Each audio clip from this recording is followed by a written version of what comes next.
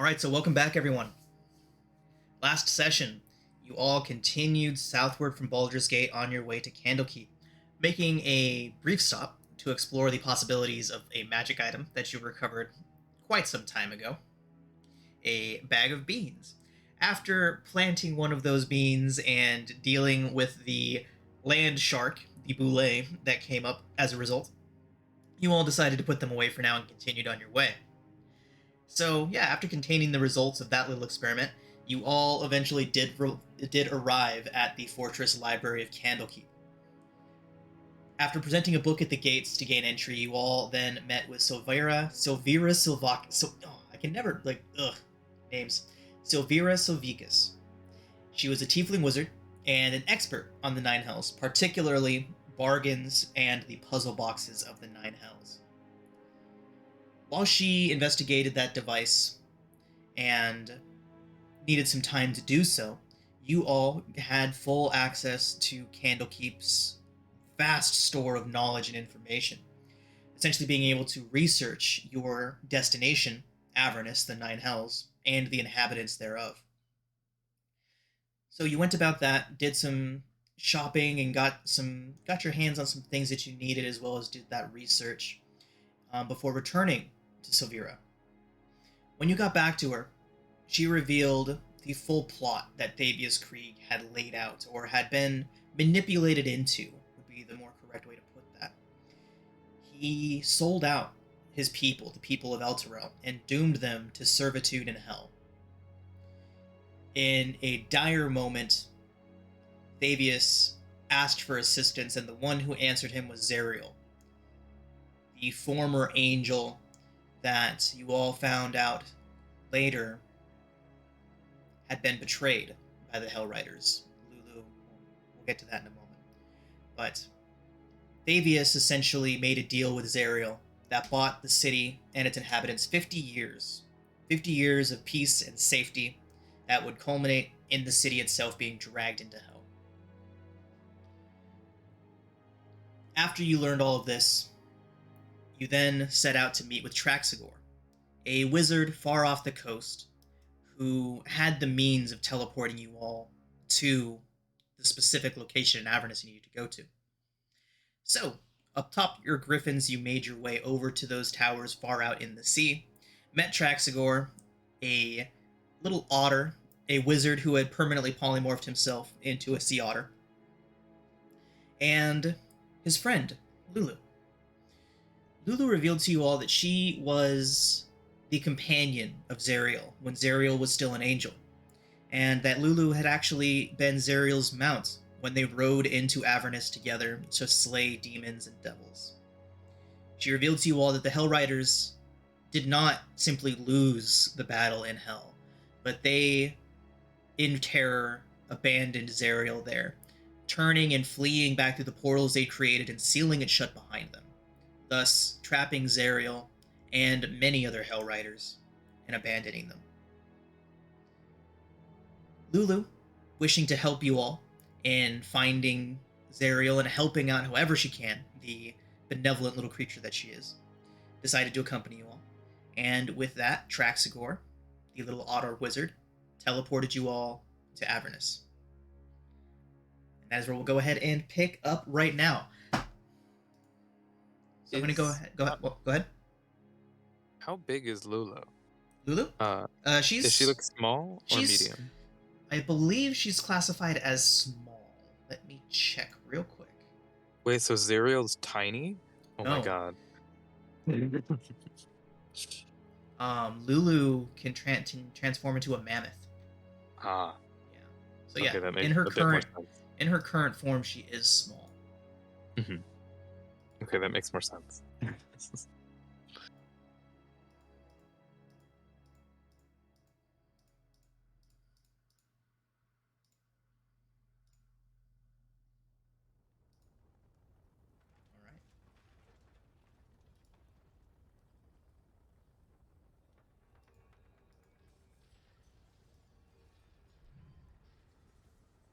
So we will go back over your arrival in El Toro real quick. So, when you first arrive, a hot, stinging air assaults your senses. The city street on which you stand, you can see where X marks the spot where you all are currently, is lined with buildings that are crumbling, if not already collapsed. The ground shudders beneath your feet, and in the red sky, a 400-foot diameter sphere of pure darkness, roughly where the companion once stood, now discharges strokes of bluish white lightning that strike the city at irregular intervals. Perched atop a distant bluff looking over the rest of the city is a crumbled fortress. Traxagor, the sea otter, gazes up at the black orc nervously, utters a few arcane symbols, sends his apologies, and promptly vanishes in the blink of an eye. With that, Lulu kind of her wings kind of sink down a bit and she gets a little bit closer to the ground and she looks up and around, a little bit apprehensive. Rhea, seemingly herself for the first time in quite some time, stands up tall, takes a look around, and draws her longsword and points up towards that crumbling castle. She says, "That's the High Hall. Any surviving leadership will make their way there if they have not already. That should be where we try to get to."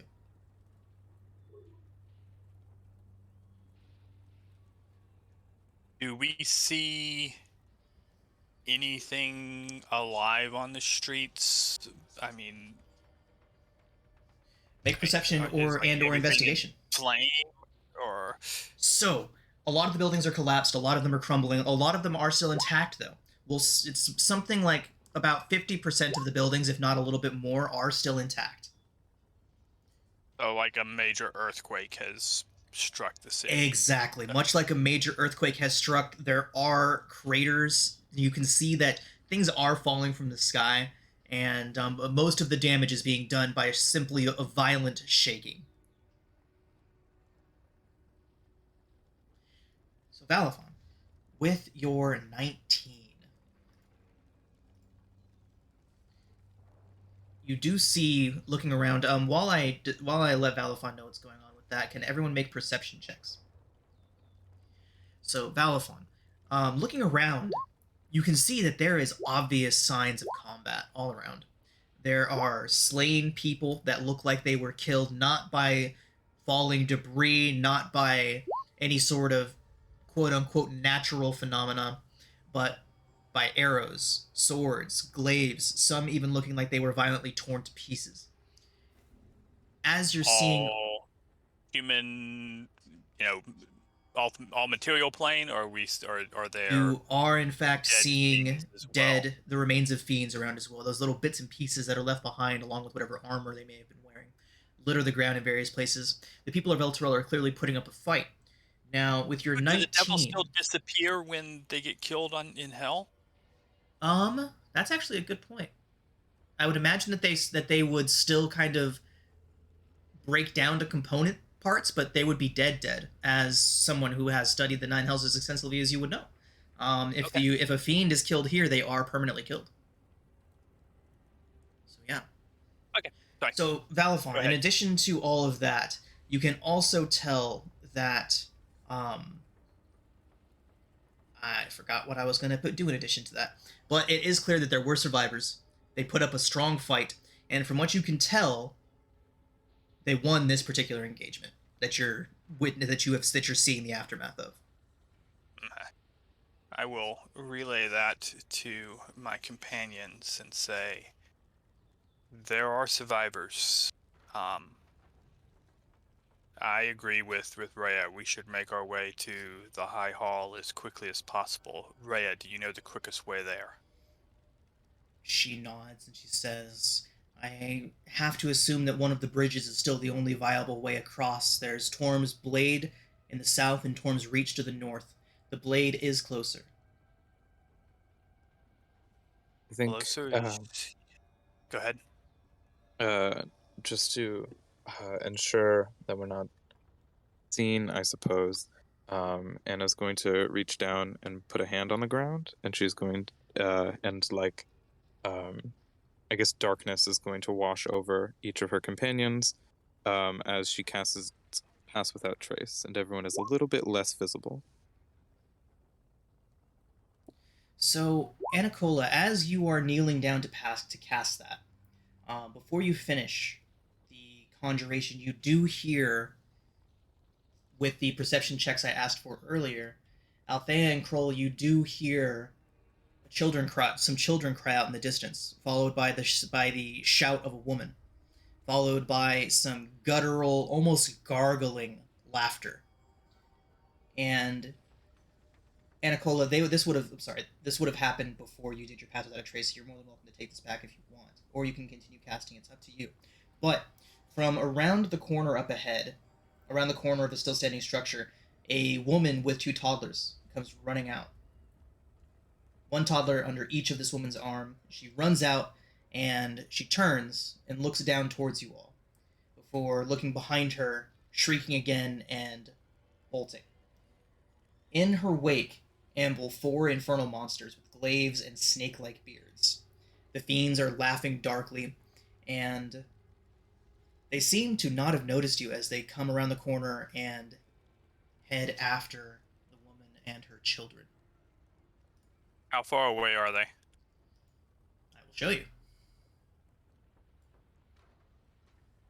Anna will sigh and then shake her hand off, not finishing it.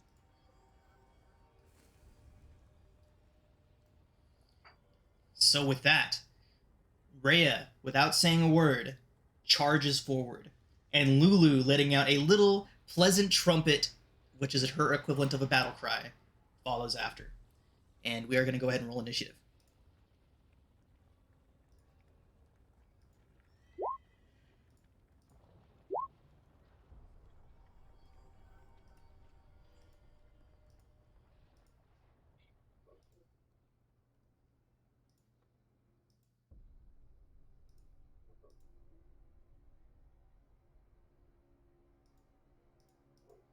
Roll. Hold your action to attack.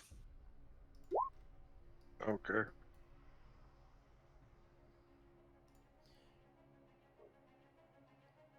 Oh, by the way, point of order. I looked up Lulu's stat block, and yeah, Aura of Invulnerability works as described. So I'll go ahead and drop Awesome. that down here. An invisible aura forms a 10-foot radius around Lulu, as long as she's alive. Any spell of 5th level or lower cast from outside of the barrier can't affect creatures or objects within the barrier. So you all can still cast out. Nobody can cast in. And the way it reads, like, if a fireball went off, it Yep. like has a little dead spot in the middle. Okay, so she should just stay out of melee though. Lulu is her own little creature, though, and that is not a very Lulu-esque thing to do. You will all Right. see what is a very Lulu-esque thing to do in a moment here. Entangle. She has a fly speed of like 140. Shit. She Humming is elephant. a slippery little elephant. There it Yep, is. flyby. I don't think so. So, Earthbound. here we go. Lulu has a fly speed of 120, a walking speed of 20, 18 armor class. She does only have 36 hit points. Damage resistance to bludgeoning, piercing, and slashing from non-magical attacks. Immune to poison and the poison condition. She's telepathic, so you don't have to speak out loud to speak with Lulu.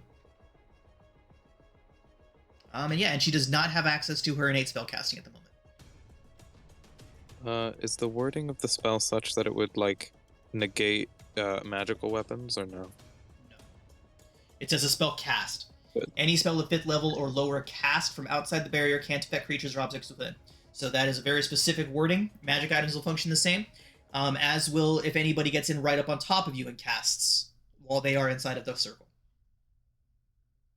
So very specific wording, and we will pay close attention to that wording as we use the ability.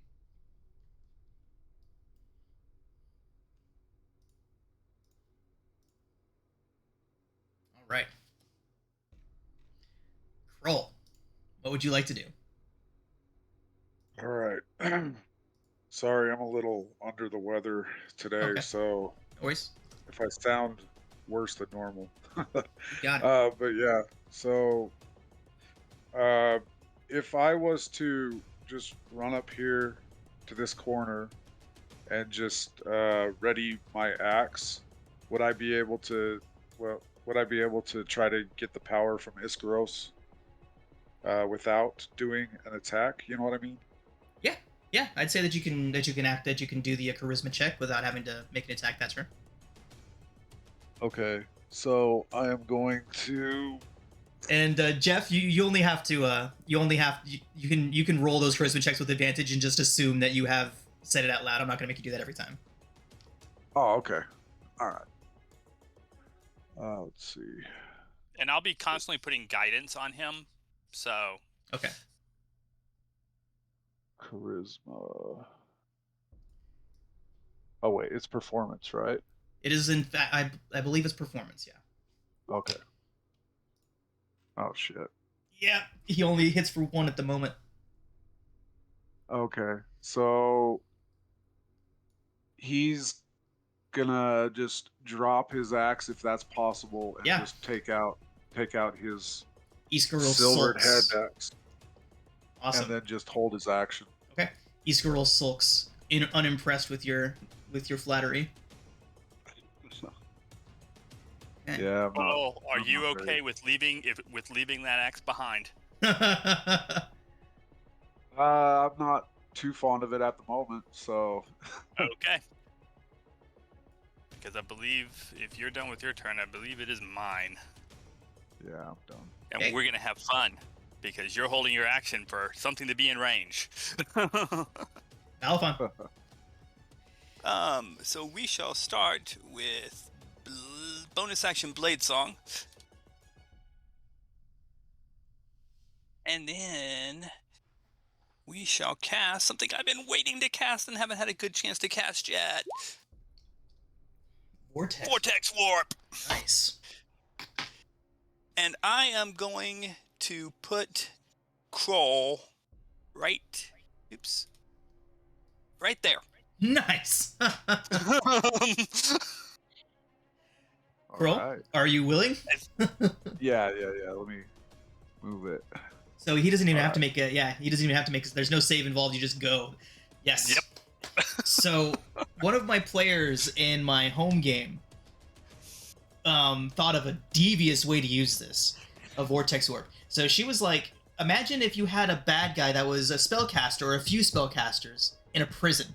All the gates and all the doors are locked, and your party comes in, and then they just start Vortex Warping people into the jail cells. Mm-hmm. Yeah. Yeah, but except at least then you get a saving throw. Right, there are saving throws involved with that, yes. Okay. Okay, so before Roll. the rest of my turn goes off, Kroll's reaction goes off. Yeah. So a Yeah, look of so- shock and surprise goes across the bearded devil's face as it's just like chasing down the woman and the 2 children. When all of a sudden there's just a freaking half-orc right in front of him with a hand. He's like, oh! Kroll, make your attack with advantage. All right. 22, nice. Right in the chest. 5, okay. And he Should gets I his make full a attack mark or action. something?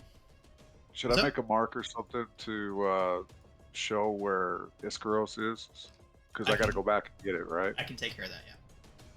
All right. Well, he's like right there. All right. Oh, ugly. Blech. Yeah. Cool.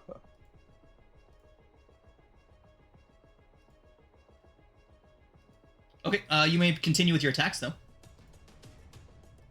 Oh yeah, I got 2 attacks. Yeah. Okay, sorry. I'm just not here today. Like, all right, 8. Oh, sorry. I hit the wrong button. No worries. Okay. 22 hits again. 9 slashing, excellent. Okay, and I will move 10, 20, 30, 40. And my familiar is not on the board, so let me get him out here. Oops. So he would have started here, and he's just going to fly to here. Yeah. There we go. That's it for me. Okay.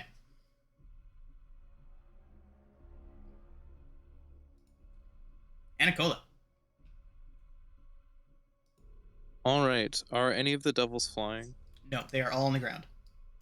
All right. And we fought this kind before in the sewers beneath the villa. I can't really draw out when I want to do it, but is there a way where I can get all of them? 10 by 10 cube or 20 by 20 cube? I think it's 20-foot square. 20-foot square, okay. Yeah. So it does not look like you can get all of them. Okay.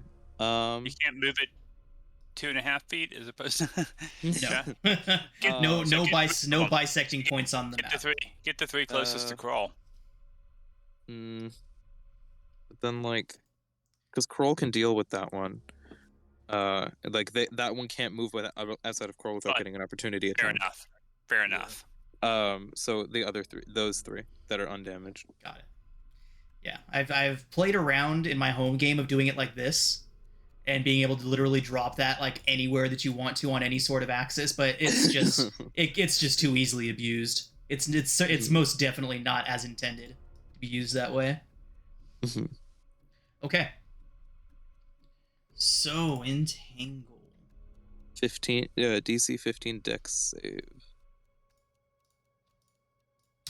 Against restrained, is that right? Yes. Wait, no, sorry, strength save. Got it. DC 15, good stuff. No damage. Restrained. Okay, we have 2 failures and a success. Alright.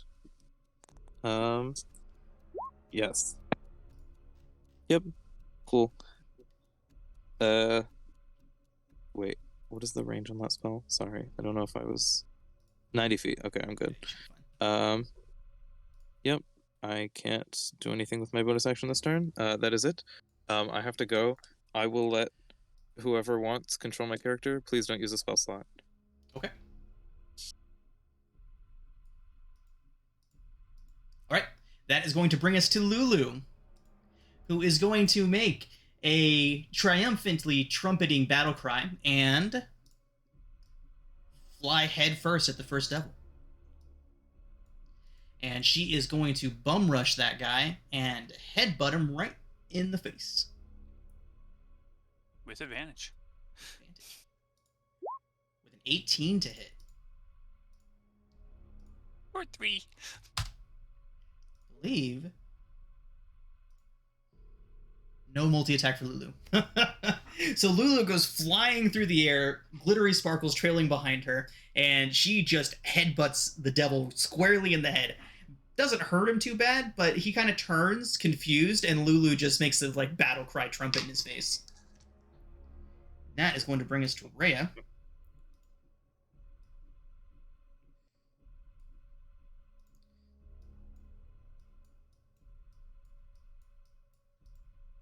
Going to get down to here and level her heavy crossbow at the same one Lulu struck. No advantage on ranged attacks, right? Or is it all attacks? All attacks. I think it's all attacks. 20 to hit. Cool. That's a lot of text for 2 piercing. 1 piercing because of what she's fighting. All right. Oh, we should have gotten her some silver things. She didn't get. Did she get 2 shots? Not with her crossbow. She She gets 3 attacks when she's in melee. She couldn't get to melee though, unfortunately. All right. Layden, you're up. Okay. I don't think the devils are in the initiative. God damn it! All right, we're gonna drop them all the way to the bottom. Just gonna drop them at 4.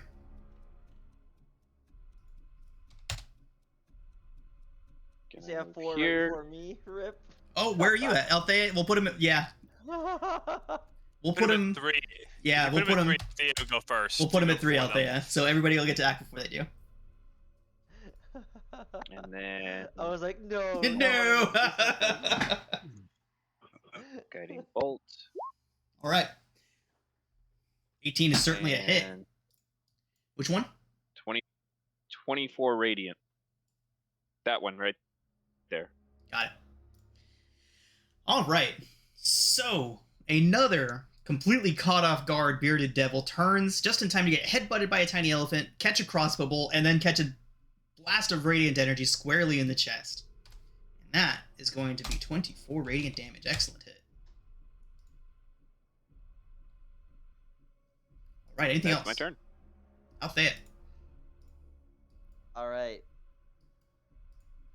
First time I get to do this, I'm going to charge forward, shield in front, and as she charges forward, the shield starts to glow, and you'll see like a pulsing energy go throughout her body into her other hand as she casts fireball on them. Okay.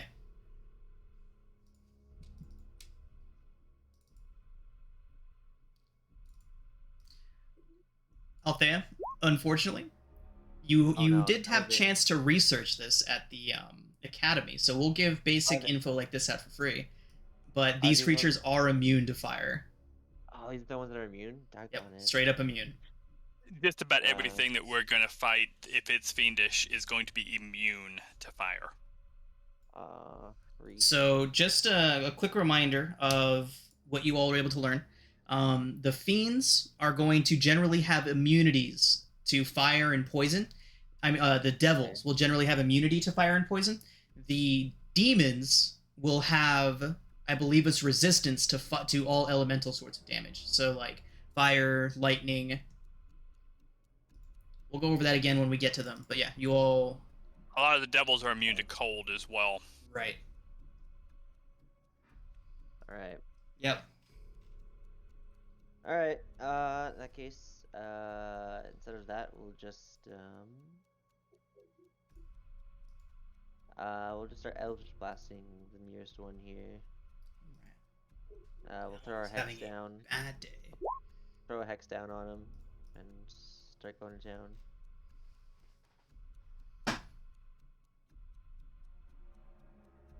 Turn that off. And That was a decent roll on that fireball, too. 20 and 15. Those both hit. cool. Nice. Okay. Damn. 15, 23, 24. Althea, the look of shock and surprise still on this creature's face after hit after hit after hit after hit. Your final Eldritch Blast strikes it squarely in the face. You see its head tilt back a bit, and it drops into the tangle. Nice. That'll be my turn for now. Okay. And that does bring us to the devils. So, the first thing both of them are going to do is step out. So that would And the be... one that's restrained, doesn't he have to, like, make a strength saving throw to do that? Let's double check. Creature restrained by the plan can use its action to make a strength check against the DC. Yep, if it's successful, it frees itself. So here comes its strength save. Result is a 23. Yeah, but that is his Okay. action. Right. So he can move, but Right. And he can only make it to right. Actually, only right there. It's right here. 1, 2, 3, 4. Yep, he can make it to right there. he can technically move through the entangle, I think, once he's free. Isn't it difficult terrain? Oh, yeah. Yeah. Yep. Okay. And these guys are a little smarter than a few of the other ones you've been up against, so won't be trotting straight through entanglements or thorn patches like the zombies and things would. But this one is going to come down here and stab Lulu. All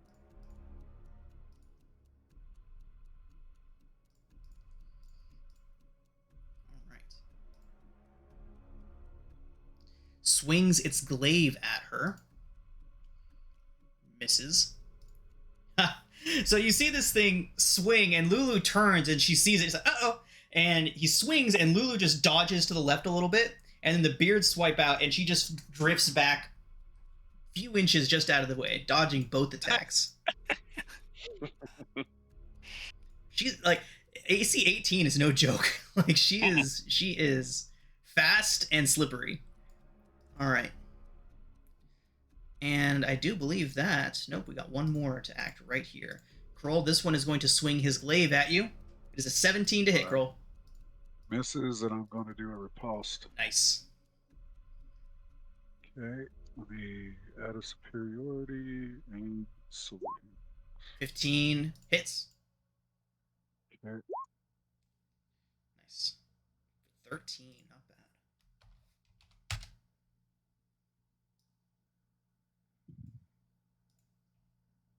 Okay. And that does bring us to his beard attack. And this is where he leans forward and those snake-like tendrils on his face come lashing out at you. Yeah. That is a 19 to hit. yeah, that hits. Okay. So it is 8 piercing, and I need you to make a Constitution saving throw, please. Constitution.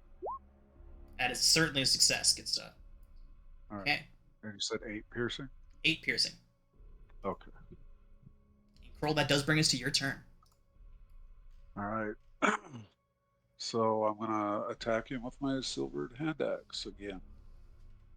So, That is a hit. 9 slashing. and then I will attack one more time. 16 hits. Another 4 slashing. Okay. Ah, dang it. Yeah, let's take him out. Okay, or try to. I'm gonna Okay. do my action surge. Mhm. Yeah, because that 17 recharges hits. on a short rest, right? Right? It's so great. Fighters Yeah. are super good. Pretty Oh, much yeah. everything recharges on a short rest except for my relentless endurance. So that works pretty good for me. 9 slashing. Kroll, he is looking rough. Damn it, he didn't go down. All right, but I get. You get another attack. more. Yeah. Yeah, you get 2 attacks. Yeah, I 15. keep forgetting. 15 hits. 8 slashing. Kroll, in a relentless flurry of axe attacks, just chops this guy down. Sweet. Curl just takes his axe and starts licking the blood from it. All right. Balafon.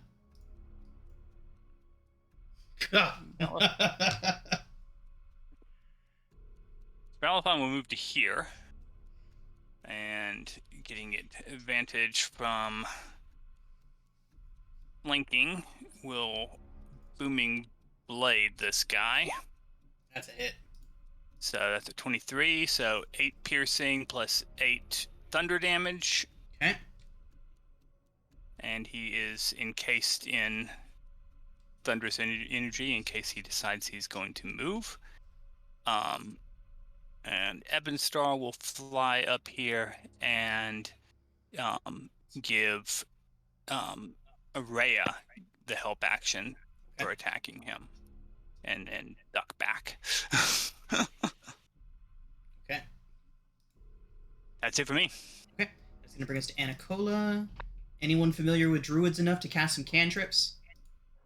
Hit Lele. Okay. And then she'd just move up.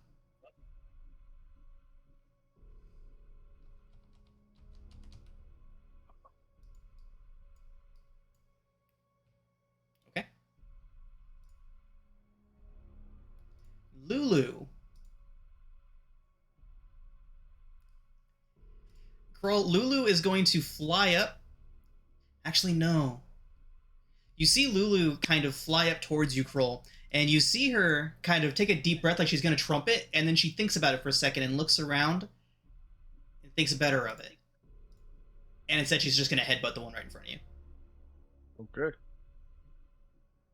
Did the other one get a attack of opportunity on her? Yeah, sorry, I'm not really... I had an idea that immediately fell apart when I thought of it. So I think she's just gonna headbutt the one next to Valifon. Yeah, sounds about right. And she has advantage, so. Yep. 16 hits for a whole ass 1 piercing. Yay. I'm so glad you're on our side, Lulu. Right. That is her turn, which does bring us to Rhea. Advantage, she is going to close the distance now. Yeah, so she has advantage on just the first attack, but And that is going to be a longsword attack. She's going to make two-handed longsword attacks. That's excellent. Good stuff. For a total of 23, halved down to 11. we should have shopped for Rhea. Layden. Okay, so there's a lot of people in the way.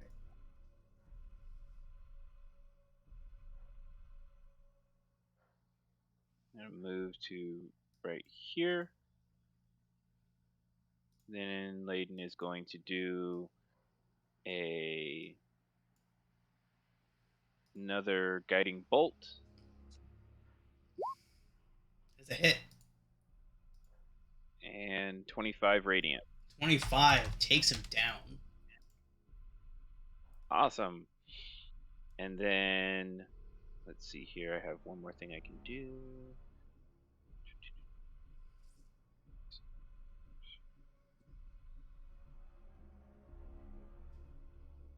Don't waste spell You s- slots. We got these guys. This guy. There's only one left. Okay. Then that will be my turn. Okay. Out there.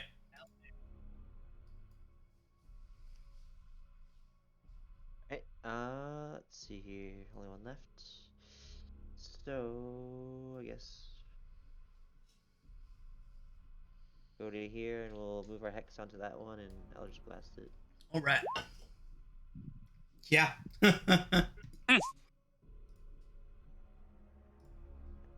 I'm guessing 10 doesn't hit unless I have advantage for some reason. 10 does not hit, and I do not believe you have advantage. It is still 11, 12, 14. All right, anything else? Nope. All right. That's it for me. Kroll, this one looks around at all of his felled compatriots and kind of snarls at you, and he's going to swing his glaive. It does have a 10-foot reach. 18 to hit, Kroll. Misses. All right, And I'm seeing... going to riposte. Nice. I don't believe you can. He is 10. He is Yeah, I have reach. 10 feet away from you. Yeah. Oh, yeah, shit. Sorry. Yeah. A lot of these guys carry pole arms. Yeah, I just, as soon as I hear a miss, it's Right. like, okay. All right, but he is, after missing, going to step up and attack with his beard. And that is only a 15 to hit, which misses. Misses and riposte this time. That's a hit. Okay, some superiority die. 11. Okay. Okay. And then one more.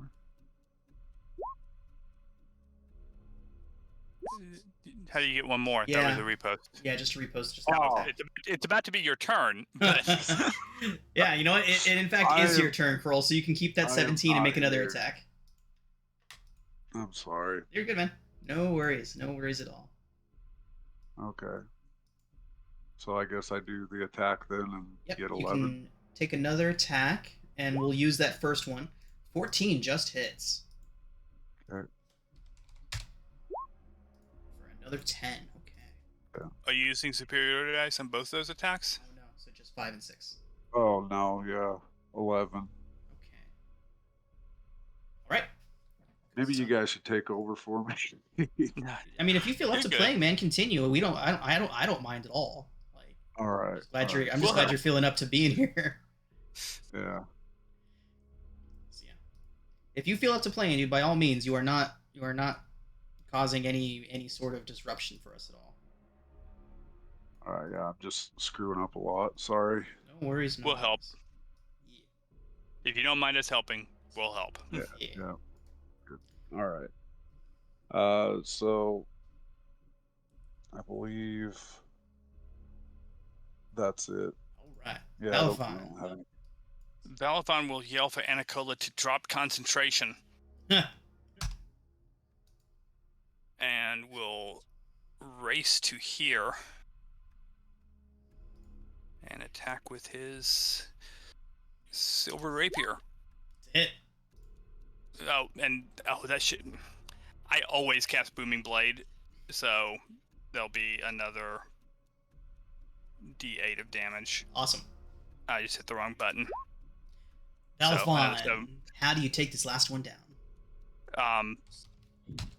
So I shove my rapier in, and then the boom happens, and Ooh. boom. Nice. Okay. And with that, we are going to drop out of initiative.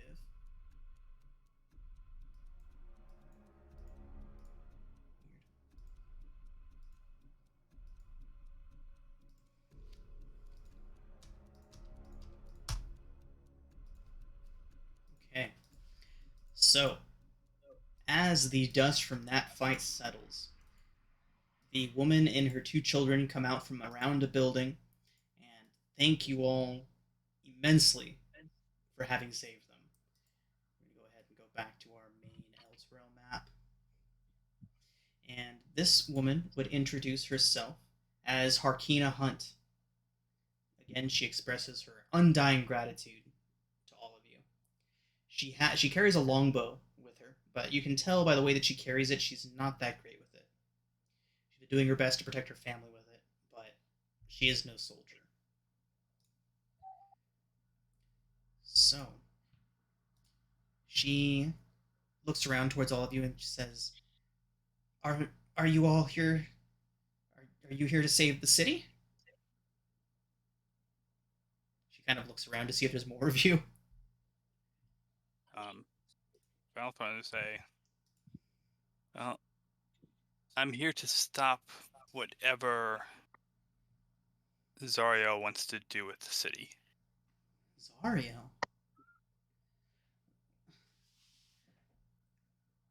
I don't know what's going on. I don't know even how long I've been down there. It must have been days. We've been below in the cellar of our shop.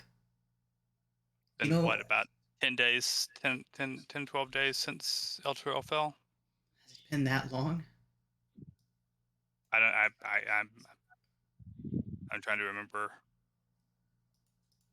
myself. It's been hectic. So Yeah, I think it's been about 12 days. All right. Wow. You've been hiding this whole time? She nods. She says that she had more provisions than most where she was hiding, as her family owned a trader. So she was able to hide out in those cellars for longer than most people. But she's been hiding in there since the city fell. Had enough reserves of food and water to keep them alive this whole time, but those provisions eventually ran out, and then they were forced to creep from the safety of their cellar to search for more.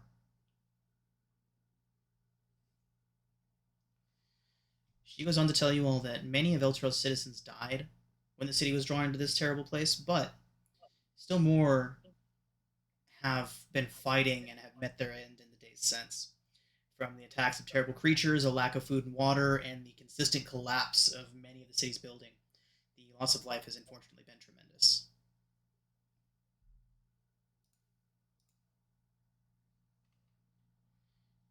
She also lets you all know that the city's been split in two. She's heard from other survivors that this side of Elturel that you're currently on, formerly the eastern part of the city, is the worse off. The High Hall, the great castle that is home to Elturel's leader, is where she was planning on heading, and where she has heard most of the fighting has been taking place. So you're heading to where the fighting is taking place? She says that's where the help is. Well, we are going that way. I cannot promise protection. I will do my best. But you are welcome, as far as I'm concerned, you are welcome to accompany us. I would not leave you behind, personally. She nods and says that she'll do the best to stay out of your way. If you can use that bow, and there's something to shoot at, please do so. She But nods. otherwise, stay out of the way. Keep your children safe.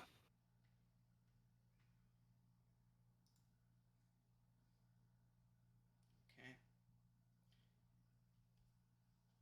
Rhea kind of steps up and looks at the woman, gives her a little nod, and then looks again to the southwest, and says to the High Hall then. The glaives that these guys were using, are they left behind? Yeah. Did they look like they are something that would cause full damage to a fiend? Make an Arcana check.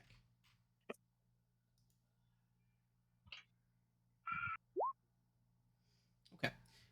So you can tell that the glaives are special, but along with your 14 and your previous study into the Nine Hells, it does require a fiend to wield them to get their full potential. Okay. So if Rhea was trying to use it, it would not cause Right. full damage. Correct.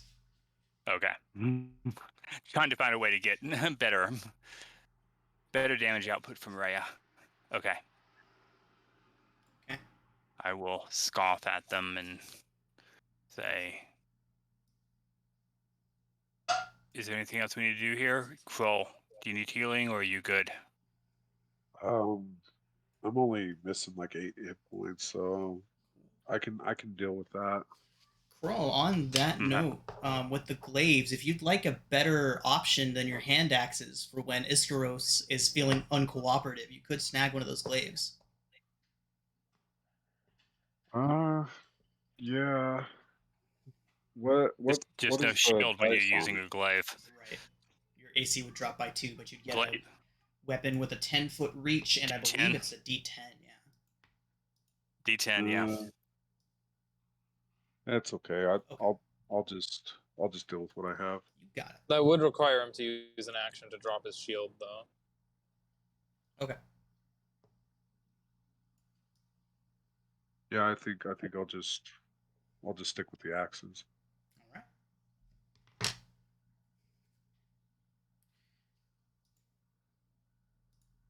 Real quick, could I just get a rundown of the fight? Sorry. Yeah. Entanglement kept them in place. Lulu slaughtered them with headbutts. No, that is not accurate. No, Lulu won the day. We tell Lulu what a great job she did and that she saved us all. It was really just a continuous output of damage, and they were able to get a couple hits in on Kroll, or a couple attacks in on Kroll, but that was about it. I don't think they hit anybody else. Yeah, I don't think so. Lulu dodged the other one's attacks. Yeah. It was only 2 rounds of combat, so Oh, wow. Okay. yeah, it went by quick. Yeah, 2 rounds and then 2 characters in the 3rd round. Yeah, I think we barely made it into the 3rd round. Okay. So, as you all make your way, lead the way. yeah. So as you're all making your way through the ruins of El Toro, again, this side of the city looks like it's seen quite a bit of hardship in the past several days. But I do need somebody to roll for roll. any silvered weapons. All right. If one shows up, I'll be grabbing it and trying to convince Rhea that she needs to use it. Got it. Okay. I need a D20.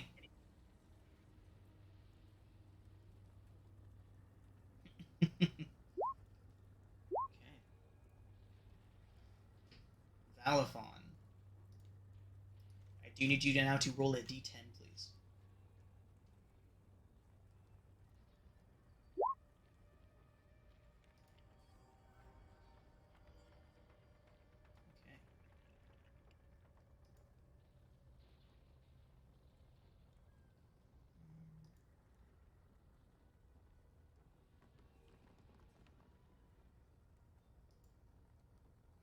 Carl, remind me after the session, and I will 100% get you a copy of any maps you need.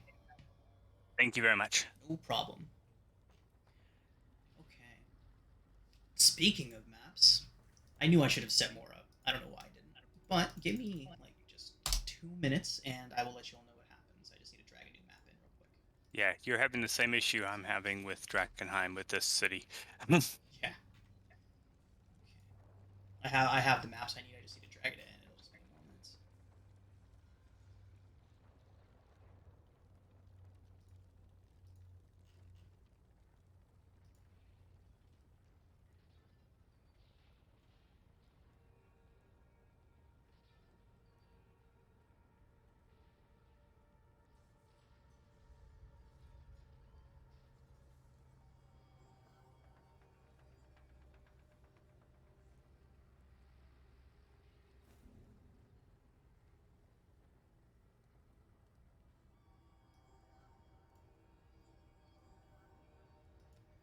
Okay.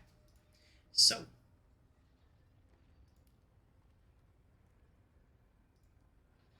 As you're all making your way up the street, you do catch a glimpse of 4 cloaked figures sneaking out of an alleyway and into a nearby residence.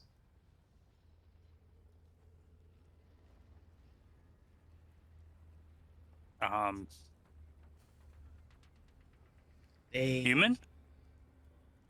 The 4 individuals are cloaked and hooded, and they seem to be looking around to make sure nobody sees them.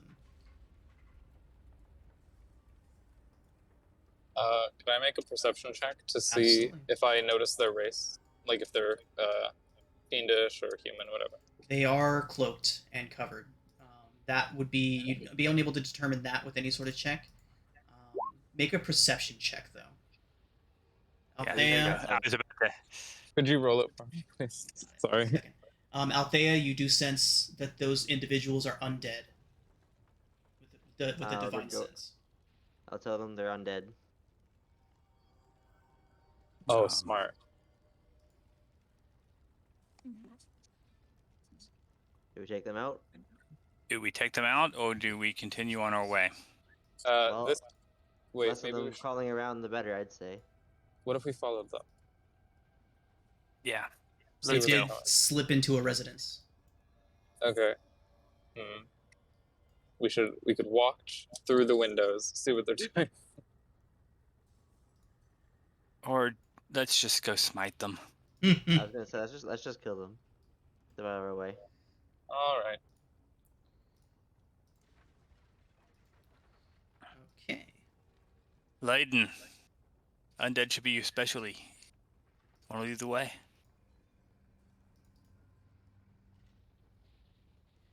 All right. Just one moment, everyone. Or not. That's fine too.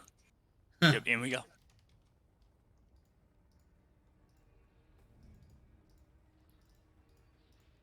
And okay, so as you all approach and look in through windows and look in through the door that these individuals just entered into, you see that their hoods are now back, revealing pale, almost blue skin and bald heads, and one of them leans their head back. You can't really get a good look at their faces, but you see this long, almost pointed tongue slither up and then dive back down. These 4 creatures are feasting on a body laying on the table in front of them. Is the body moving? Yes, sir. It's not. Okay.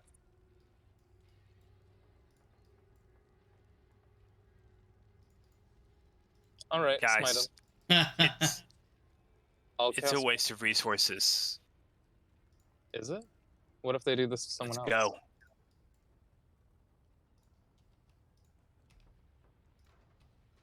But if they do this to someone else, we need to get to the high Malifon, hall. Rhea is going to give you like this angry look, and she is going to kick the door in and go in. I cast guidance on myself. I cast guidance on myself and activate my wild shape. Okay. I also use Shalala. All my preparation. All the stuff. Okay. So much yourself. I mean, I was just gonna throw a fireball at him, but Yep. since Rhea they're kicks the next- door in. And give me I just a throw- moment, and I'll get you all onto the map. So this map isn't perfect, everyone. There might be some stuff that I'm going to say, hey, that doesn't actually exist. But just bear with, please.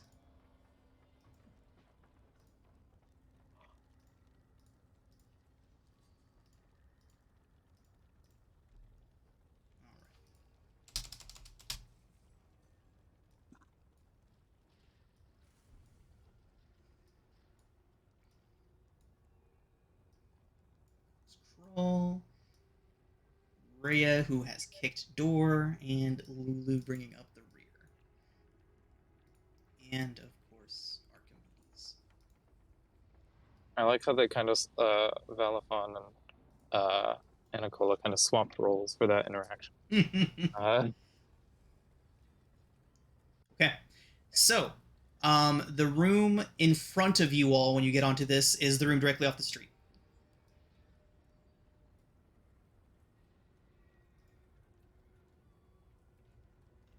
I'm still looking at El Toro. Are you? Refresh.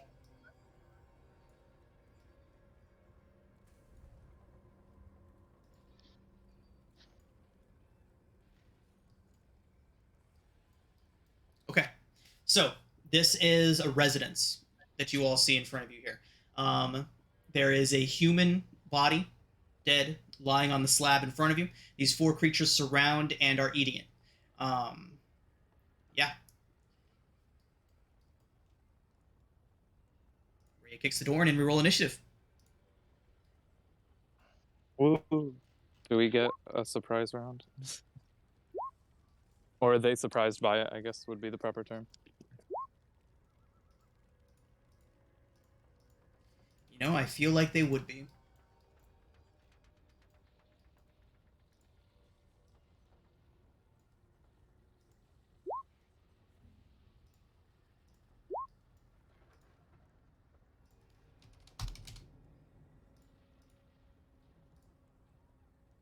Okay.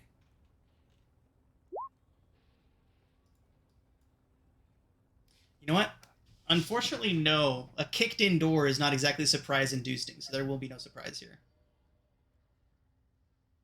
Gotcha. Yeah. 1 second. I just got home. I'm opening my computer and stuff. Awesome. Okay, yeah, we've got a few, okay,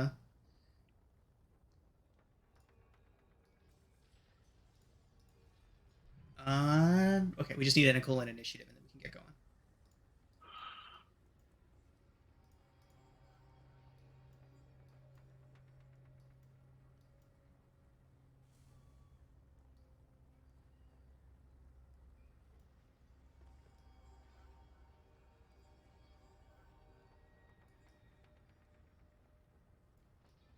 I hope everybody is prepared for a very combat-heavy session today. Because I don't know how clear this is, but moving around in El Toro is very dangerous right now. There's a lot of fiends in No. here. Really? I was would assuming- never have guessed. I thought it was going to be a walk through Celestia. Is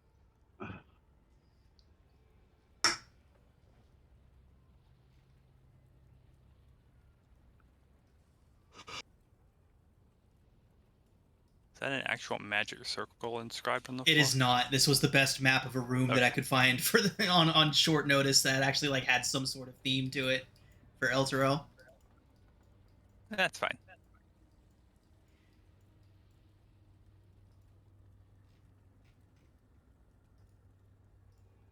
It's just like there's 10 different encounters, and like I was like, am I really gonna need to make maps for all 10 of them? And the answer is turning out to be yes, I did need to do that. Anyone you did not make the map for, Right, like guaranteed to be the one. I that picked a we will couple roll generic for. ones, and because most of them take place out on the street or in an alley or something like that, and so I'm like, Okay, I grabbed some generic ones. This will be fine. And of course, the one that you all roll is the one that's in a building.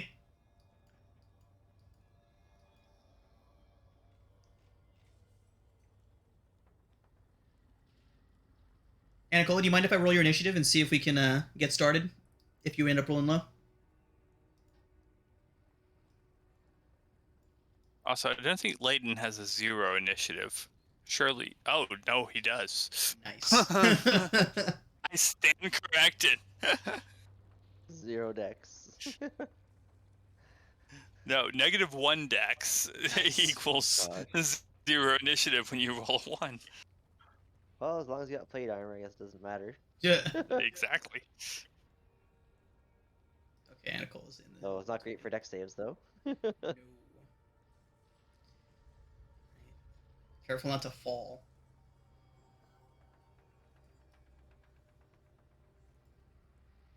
Lulu rolled well as well. Hogan, good God, those guys rolled high. Yeah, they did. Ray is right in the doorway. Good for her. Yeah. This is why I am supposed to break down the doors. No, that's why Rhea is supposed to break down the doors. That's why I'm supposed to break down the door. Alright, Nicola, go and roll your initiative. Roll 20 is loading right now. Okay.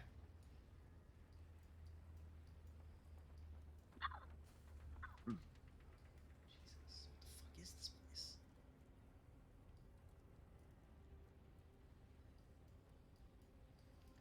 I might have Just to... out of curiosity, just quickly, how long ago was this from our last combat?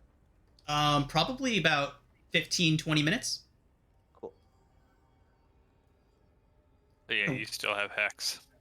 What this Save. place is, but I definitely need to use this map for like what it's actually designed for at some point, because this is fucking brutal in here. Absolutely. I only have like half of it open to you all right now too, like half of it's closed away, and Jesus. Ah.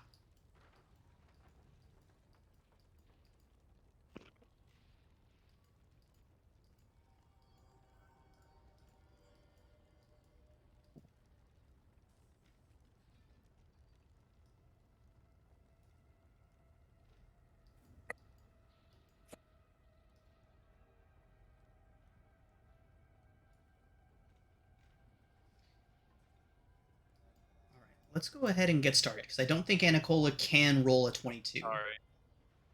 No, Okay. I mean, I could. but just barely. Okay. Yeah, I have a plus We 2 to will dex and I assume have that that 20. will not be the case. Sorry. Okay. So, seeing the door kicked in and somebody interrupting their meal, these four are going to turn, and you do get finally a good look at them. Strangely muscular and tall, almost humanoid figures, but very clearly not. Vampires. Break away from the meal and begin striding forward.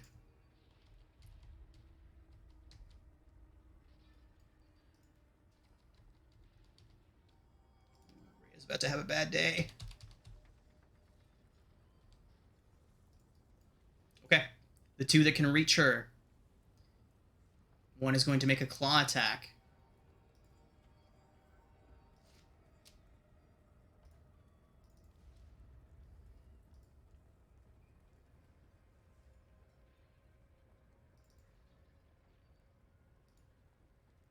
Does not hit Rhea. The second one makes a claw attack. And 11 also misses Rhea as she dodges and parries the claws out of her way. Kroll. Actually, never mind. Let's go give Anicola a chance to get their initiative in here. Really sorry.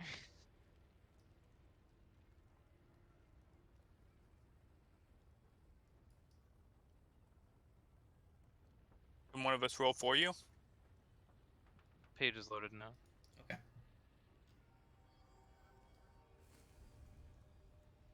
Mostly.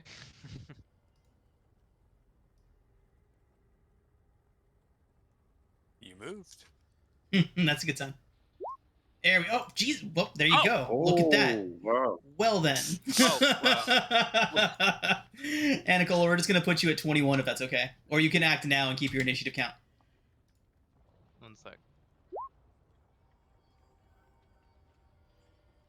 Just as this goes through. Okay, 26. But yeah, she did say. He did say. They did say they were casting guidance. Okay, so 26. Great. Yep, I'll go now. Um, Wow. love that. That's not gonna happen. There's no way. Okay, so I will. You should say that more often, Sean. Yeah. I'll run over to right next to Rhea, and then I will attack them. Woo. Du-du-du. Hopefully you haven't Whoa. used all Oh, your high amazing. rolls. Okay, could I use, because I was before them, could I use my Halo of Spores, which is like the reaction, Sure. retroactively? Okay. DC 15. Oh wait, sorry, on this guy. Got it.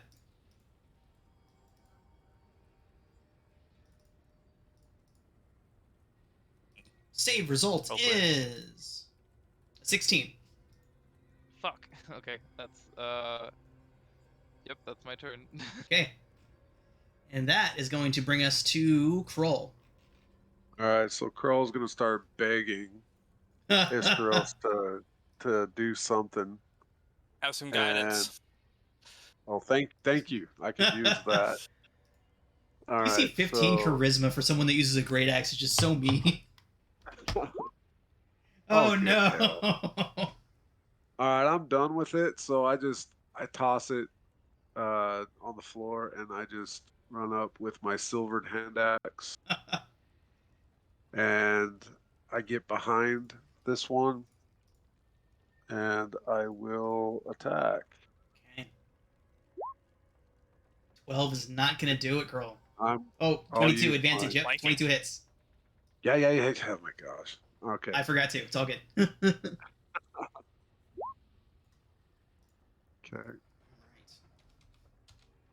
And then my second attack.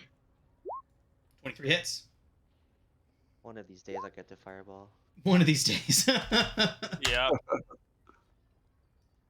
And I Just need don't to roll have one an higher action. initiative. Don't worry, Althea. There's going to be a lot of opportunities for you. I mean, I could do Wall of Fire and just go all around crawl. There you go. None of us will be able to hit them though, because we won't be able to see them anymore. And I think that's it for me. Okay, Althea.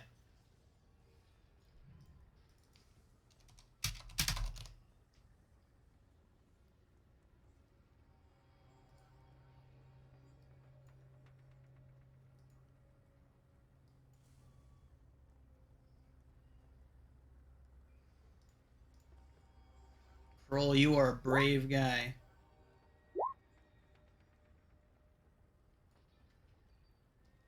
Both hit. Oof. Hex is on. So 24 points. Which one, Althea? Got it.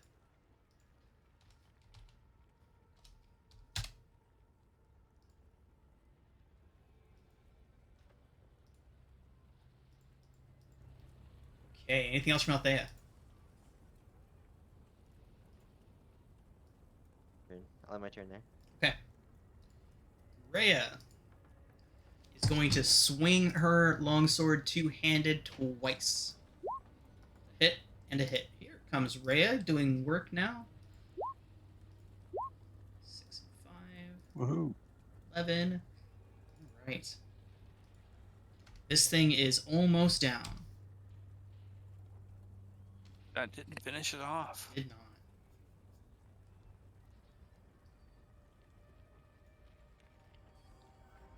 Valifon Did these things seem resistant or anything to the hex damage that Althea did? Yes, I did forget to mention that Althea, they are resistant to necrotic. I keep forgetting Hex is necrotic. Aw, unfortunate.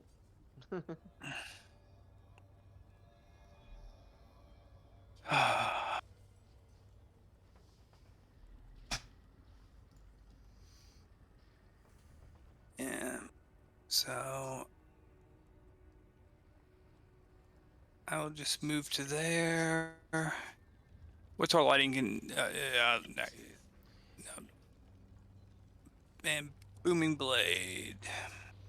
Luckily, lighting is not something you'll have to worry about too much I hit in the wrong thing. Avernus.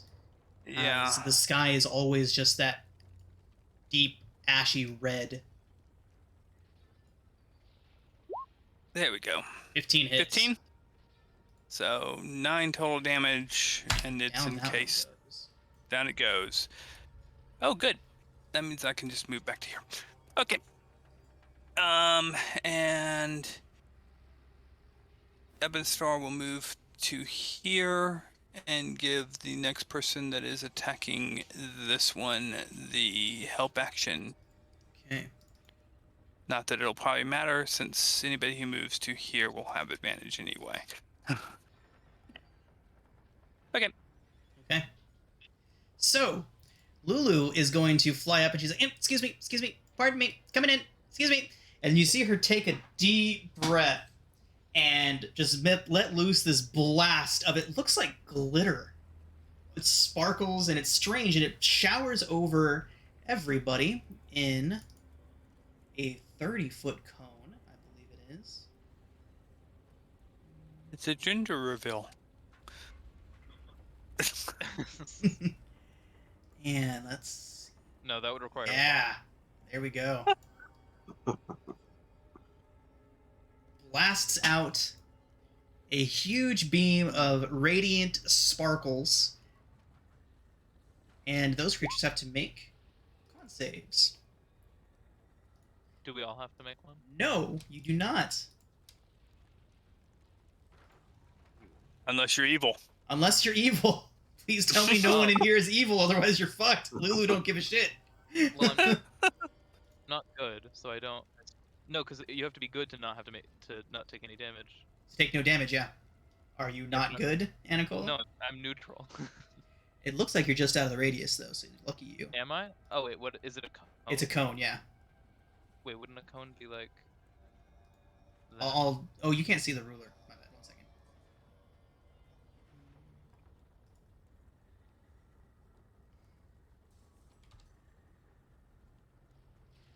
No, Anicola, you are out of the radius of the ruler. The space directly in front of a cone is only 1 unit.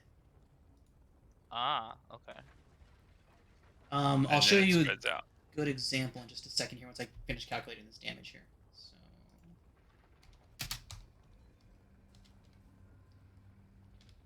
22, not bad. Just straight the average, nice.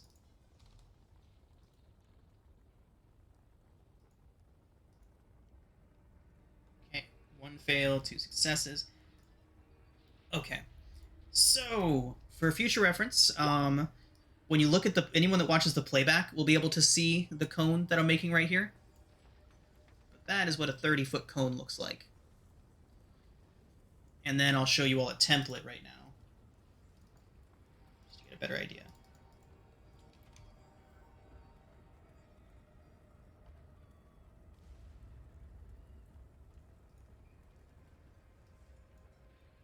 That's huge, but one moment. Cone of Cold, I forget how huge that spell is.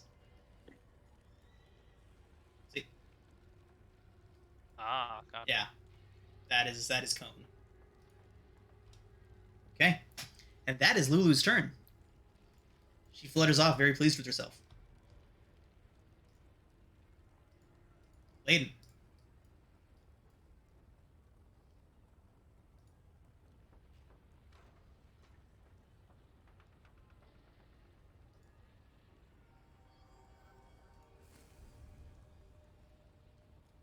Layden, you there?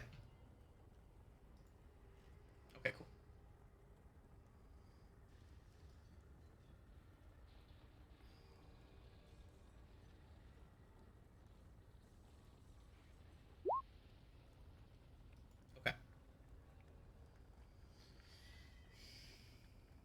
worries. We can see you typing in the chat.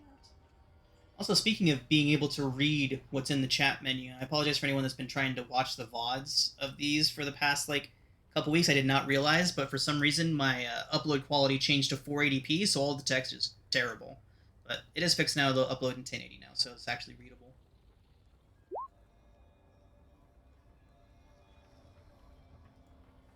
Ten is not going to hit Layden.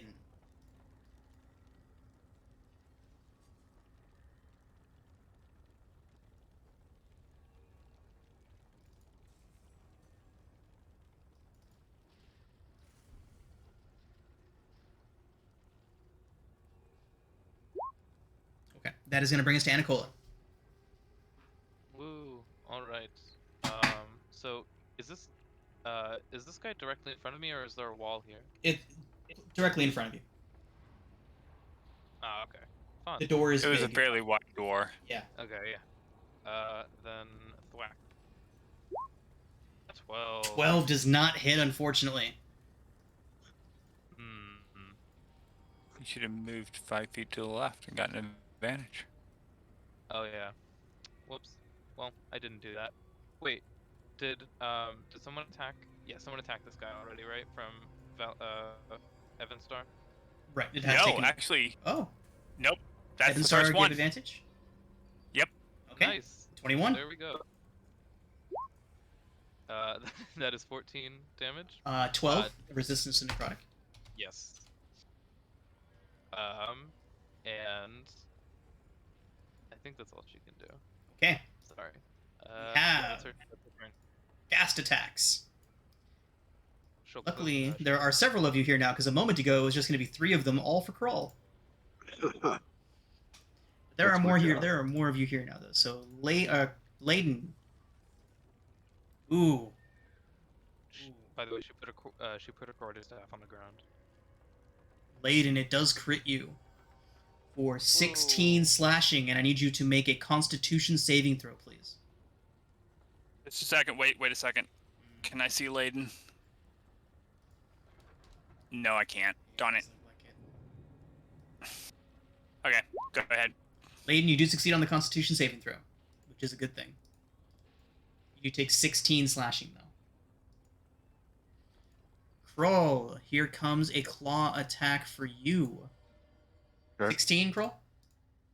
Nope. Okay. And I will Repose. riposte. Yeah. Okay. So many reactions. So, Love it. superiority die. Silvered hand axe. Oh, damn it. Oof. You know what? I'll use my sessional. Screw it. Okay. So it's this one? And we'll... Yeah, the one that attacked me. Okay, so 12 points. Good stuff. Okay. Okay. And Anacola, claw attack against you. It is an 18 to hit. That hits. Can it make a con save? Yep. For 1 point of damage if it fails. 14 on the save. It fails. It takes 1 point of necrotic damage. Nice. All right, now it needs you to make a con save. I probably shouldn't have done that. No, I just realized now if it does necrotic, I can't. Oh wait, I guess absorb elements doesn't do anything. Hello. Right. Yeah. Oh, you're back. Good. Hello. Good stuff. Welcome back. Oh. That is actually a success. The DC is 10. Good job. Oh wow. Yeah. All right. Brings us back around to Kroll. Alright, so Crawl will attack this one right next to him. Silvered hand axe. It's not going to do it. Alright, so he'll take another swing. That does it. Okay. For 9 slashing. Okay. Oh, I should have did Orcish Fury with it. Oh well, I'll save it for my next attack. Alright, Move around. oh, you want me to move? Yeah, make room for flanking. Get to the other side of that guy. If I move, Oh no! if I If you move, move, it you're takes an yeah, opportunity. yeah. Never mind. I can Never move mind. if you want. It's fine. No, you're good. You're good. I still Never mind. got pretty high health, but okay. No, you're good.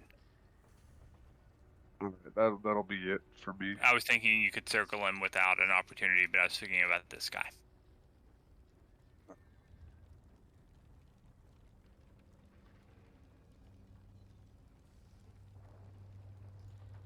Okay.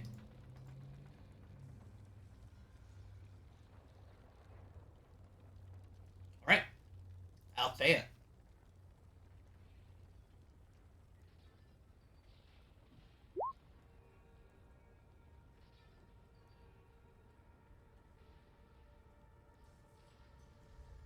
$22 certainly is, yeah. Does the 12 hit on the other one? I guess 12. It does not know. Alright. Which one are you shooting at? One in the back or the one in the front? On the back. Okay. And that takes him down. Oh, cool. It was enough. And I'll move right to here. Okay. Every turn. Rhea is going to come in for the flank.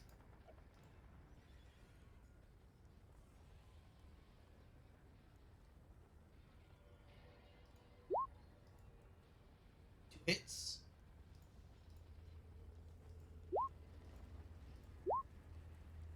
$16, not bad. Rhea takes that one down. Apparently all Rhea needed to do was go to hell to be good.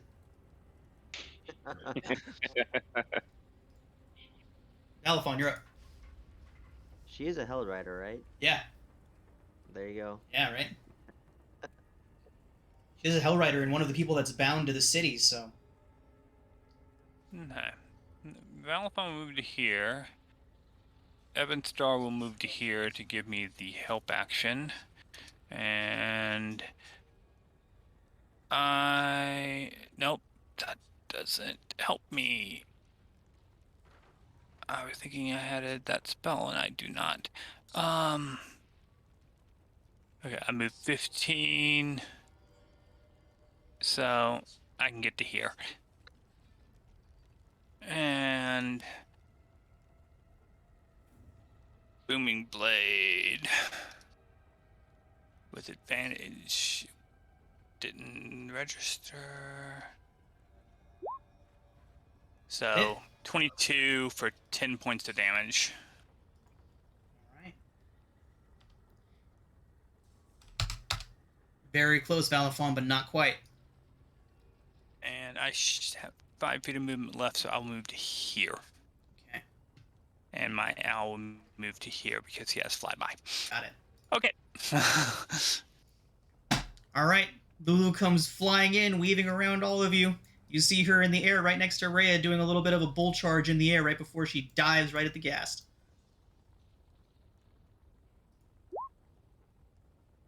And misses. I should have gone to here. Ah, you're right. Ah. Oh well. Unfortunate. Did she stick there, or did she? What's up? I was gonna say, does she stick there, or does she move? No, she stays there. She does not have flyby. Great. Lane, you're up. Alrighty. So. Big ol' 0 initiative. Smack that Yep, thing. gotta love it. Alright. I was going to do Heaven's Fall but I was also going to do what is that? Channeled Divinity. For what are you doing? What are you channeling for? Max damage to hit the gas. No, the max damage. Your max damage is only for lightning damage, lightning or thunder damage. So just hit it with your Heaven's Fall. Okay. All right, Heaven's Fall. Here we go. 18 hits.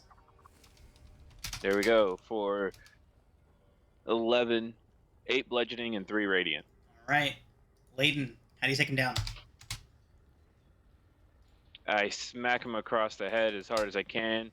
As I say, bring your pretty head to my mace, and his head goes flying off. All right. So it turns towards you, that long pointed tongue lashing out at you as it does, and right as you finish that word, you just catch him right in the teeth, and the whole top of his head just goes flying off. All right. No.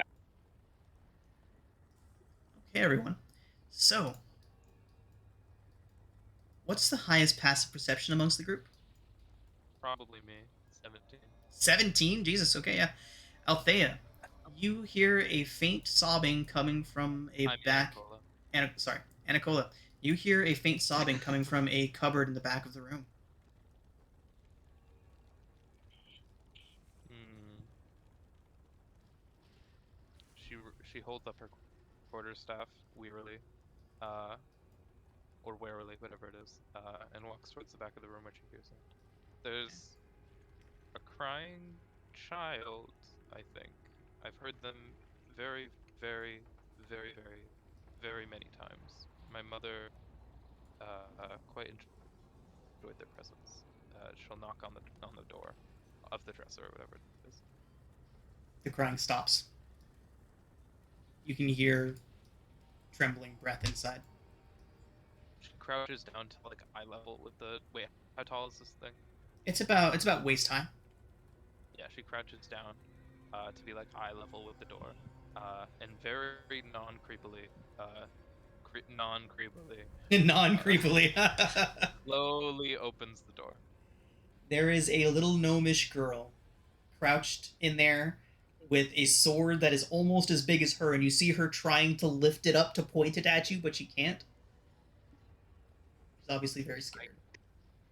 Can I grab her by the back of her shirt like a lion grabs the cub? Sure.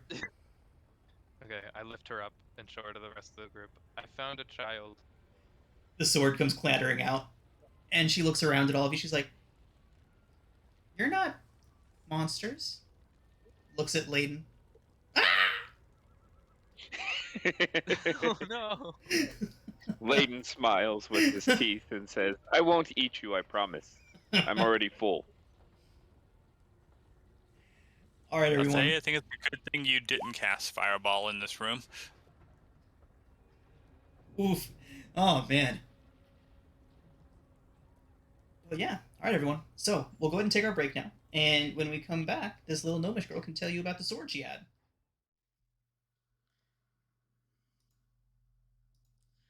All right, everybody. So welcome back. You all are still inside of that residence where you saw those ghasts slip into and begin feasting on some of the bodies that were inside. After dealing with those creatures, Anacola did discover a young gnomish woman, a young gnomish girl, hiding in a back cupboard. As Anacola pulled her out by the scruff, a sword came dragging out with her, and the little girl, weakly tries to lift it up and brandish it, but it is far too heavy for her. What do y'all want to do?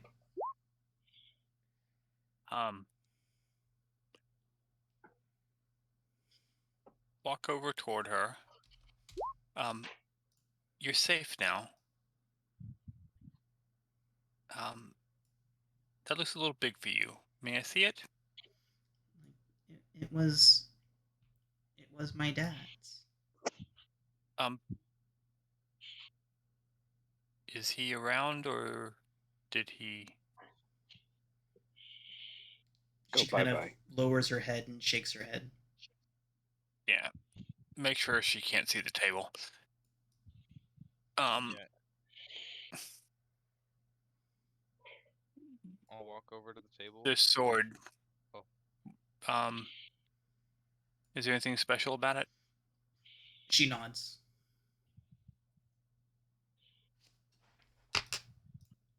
Well, it was owned by her dad, so I'd imagine she'd think so. Yeah. Is it obviously magical, or yeah?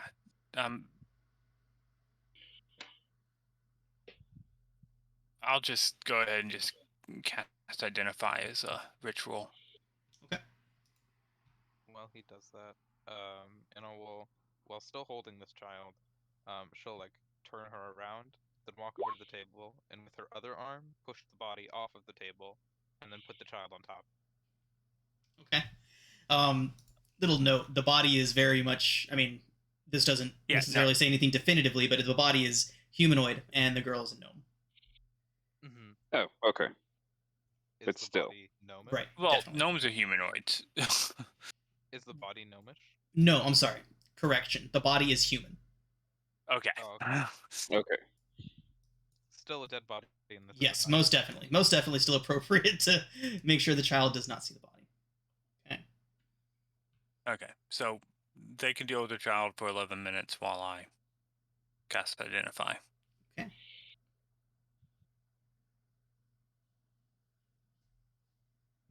What interesting things do I have to entertain a child?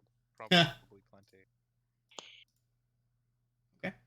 So that 10 minutes does go by. Rhea is very anxiously waiting by the door. You see her kind of looking out and looking up and down the street every now and then.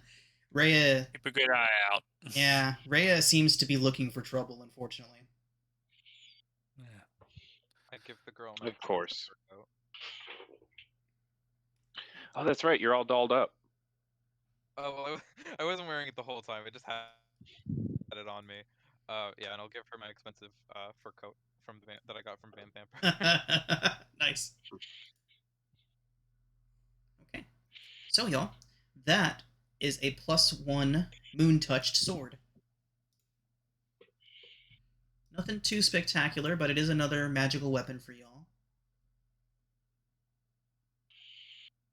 Who Does here anybody uses not have- a sword and doesn't have a magical weapon? I was about to say. Bro. Other than you. Crawl and Rhea. Ooh, maybe Rhea. Iskaros. As I was gonna say or Rhea. Kroll. Yeah, was gonna- it's either Kroll or Rhea. I was gonna say Rhea could have Iskaros, and then Kroll could have this. This is also her dad's sword, so she like, I don't know. Wait, how did Kroll, her... do you want a sword or would you prefer to stick with axes? As far as the little gnomish girl, if you all were to assure her that this sword would be used to fight the things that hurt her dad, I'm sure she would let you take it. And we would.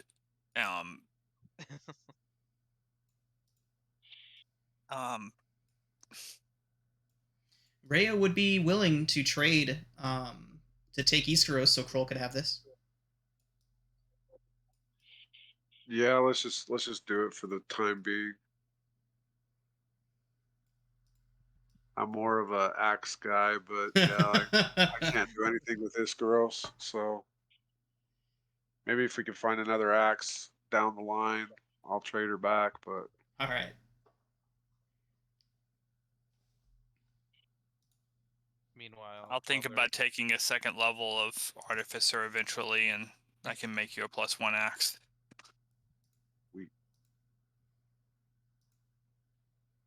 Meanwhile, Anna is trying to impress this child by like pulling off her own fingernails. Oh no. No. Or like pulling out. Somebody stop her. Somebody stop her. Yeah, no. The child just looks confused. I'll attempt to cast Prestidigitation to make her run away. Okay. Group. Are we good to continue, or do we need to take a short rest here? I would love a short rest. Yeah, Is- I can. Is Rhea gonna have kittens if we take a short rest? I mean, I'm good, but she seems upset, but looking around at everyone, she does understand that a rested party is a more effective party. Okay. While everybody is taking a short rest, Valafaran will keep a close watch at the door. Because I don't need a rest. I'm good. Anna will remind Kroll that he has 13 good berries. And then she's gonna go and sit and meditate. But she will. Oh wait, she will give. She will like reach into her bag and pull out a flower and give it to the girl. And like put it in her over her ear or whatever. Okay. However, one sec. Where is it? And during your rest, Harkina would also Harkina Hunt, the woman that you found with the bow, would also help take care of the little gnomish girl. Good. The flower wilts as I place it in her hair. All right. Yeah. She is intrigued. She's certainly not afraid of you, Anicola. She's more just like curious, and like even when you were pulling off your fingernails, like she kind of just like scrunched her eyebrows and tilted her head and looked at you. Like, doesn't that hurt? Love her. Okay. So that was a long sword, correct? Yes. If you He since you didn't want to say. use a shield, yes, it is a long sword. Okay. So what you can do, Kroll, is here. I'll just go ahead and drag a +1 longsword onto your character sheet for your stuff, and Okay, then yeah, we'll that's what I remove. was doing right now. Awesome. So yeah, just go ahead and drag a +1 longsword on there, and it is a moon touch longsword. It is obviously magical, and you can speak a command word to have it shed light when you need to. Oh, okay.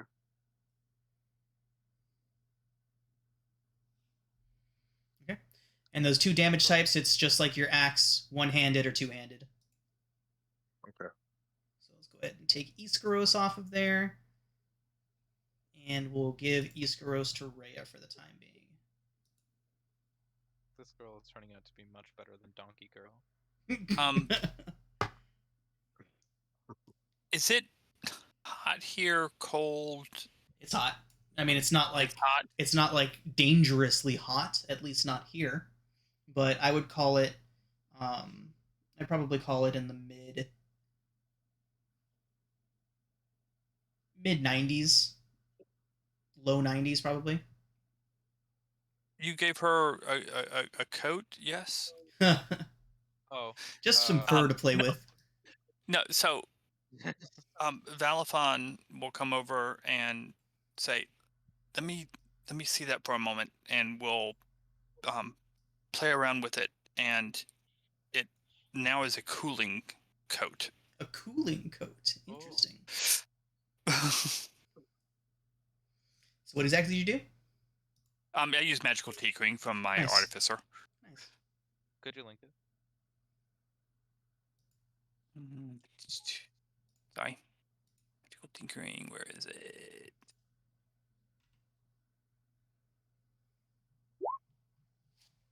That is a doozy. Okay. Yeah. It can't do anything that actually like affects a roll or anything like that. It is little minor things. But making a coat be cool rather than hot would be within its thing, I would think. Yeah, definitely for magical tinkering, that's totally fine.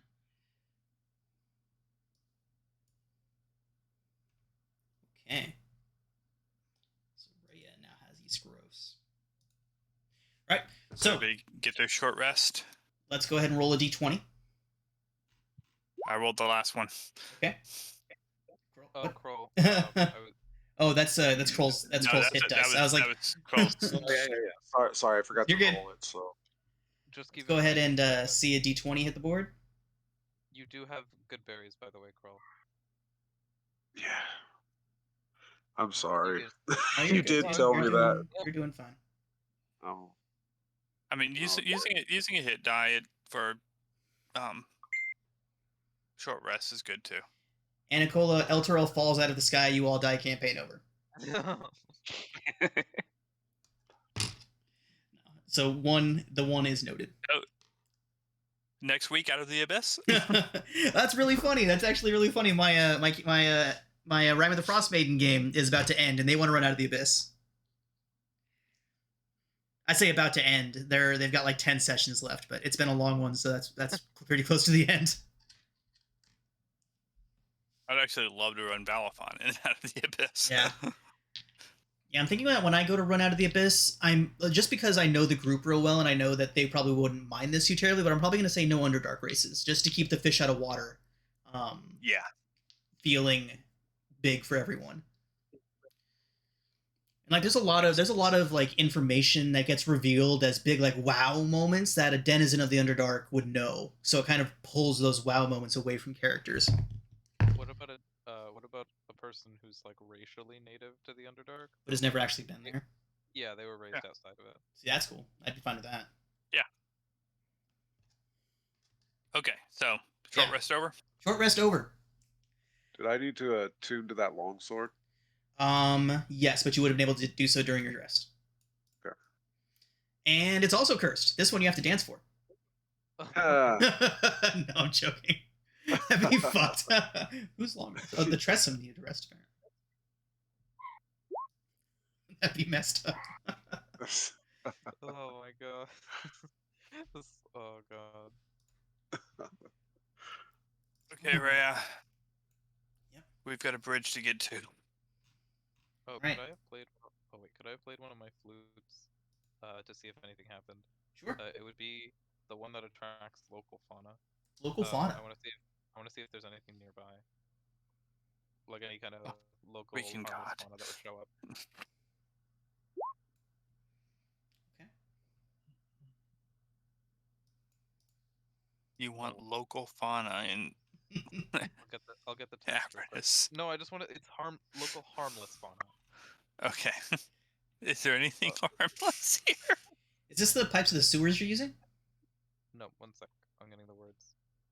We have like 3 musical instruments here. We have the pipes of the sewers, the flute of allurement, and then whatever Anacola's using at the moment. Okay. It's the one I got from my background. Oh, nice. Okay. Anacola, roll. Would like a rat be fauna? I guess so. Yeah, a rat would 100% be fauna. But roll a d20 first. Okay, would the pan flute roll be like part of that or no? You know what? We can just use the pan fruit roll for that. That's fine. Okay. All right. So with the 12, yeah, exactly that. A bunch of rats. They look terrified and very confused. Come running up to you from little holes in the walls. A couple of them look like they're coming up out of the ground from nearby cracks and crevices. Yeah. After a minute, you've got about a dozen of them around you. Oh wow. Okay. You've made friends. That's a bit much. She'll break up a good berry and toss them around. Oh yeah, they're stoked. Their mushrooms actually bigger than good berries, even better. Nice. Sorry about that. We can get going now. Ray is like standing at the door, tapping her foot. She'll pet a couple of them and put a couple in her bag. Nice. Lead the way, Rhea. Yep. All right. So, Rhea leads Quiet, you away from But lead the way. So Rhea leads you away from the residence where you found a little gnomish girl and rested for a while. And after about another 15-20 minutes, she holds up a hand to stop and says, "The bridge is just around the corner here. But the fiends of this place..." We are like Yes, here. You are exactly right around here. But Rhea would tell you that the fiends of this place are very well organized, and no occupying force would leave a bridge undefended. So she says, very carefully, let's take a look and see what we're dealing with. I Who will has the send highest Evan sneak? Star out to look from a distance. Okay. So Valifon, you are able to keep Ebonstar well. I'm sorry, I said Archimedes last time. That's your other. Who's familiar as Archimedes? I do not know. Anyway, I digress. So as Ebonstar, sorry. Other than Merlin. Oh, it's in our home game. He has a little pocket owl named Archimedes. All right. So Ebonstar flies up, and Ebonstar is able to stay well within the distance for you to be able to see through their eyes. And what you see is a rift that divides El Toro into 2 sections. You can hear before you can see the riotous din of battle taking place far below the city. It's much louder here, echoing up and through the jagged open chasm. There is a bridge, 20 feet wide and more than 100 feet long, that spans this chasm. Ebonstar can see holy runes etched into the stonework of the bridge that indicates the structure has been consecrated in the name of Torm. Torm being the god of courage and self-sacrifice. There are many infernal creatures standing on top of the bridge, guarding it, scanning in all directions. Ebonstar would be able to give you a number. there are 3 of those purple-skinned, bearded devils, and there are 5 flying creatures bristling with spines, flying in circuits around the bridge. Like the ones that we fought in the wine cellar. Correct.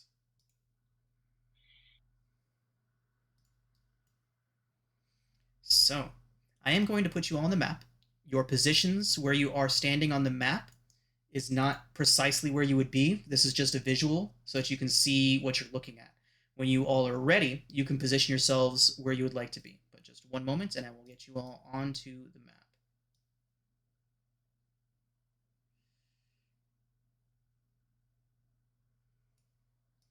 You said there were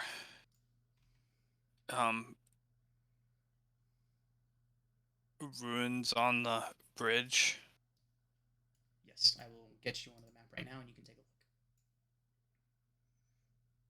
So again, this is not precisely where you all are standing. If it helps, you can be behind this building right here. In actuality, stacked up. Yeah, we'll just go ahead and do that.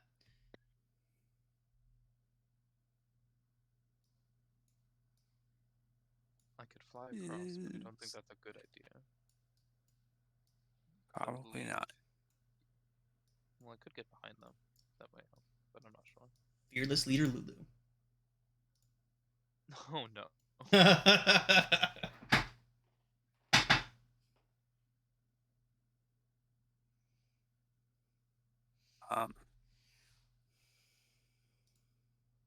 Okay, so looking through Ebonstar's eyes, you said I could see that there were some kind of holy ruins on the bridge. Correct. At either Were end. those Can I tell ruins, what they're? Can I tell what they do? Not from where you are currently. were those ruins a part of the bridge before El Toro fell, or are they like new? Yeah. The inspection Rhea? of those runes will have to be done when you get to them. Would- Okay. But would Rhea know if there were Yeah. ruins here before? Rhea would know that the bridge is consecrated, and that the runes are there. She's heard the priests talk about them as some sort of defensive mechanism, but she doesn't know what they do or exactly how to operate them.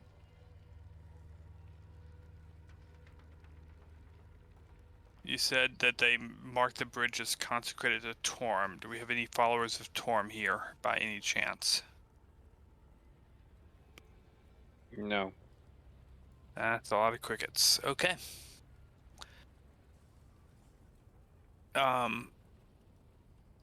Althea. Yep. I have a feeling. Oh.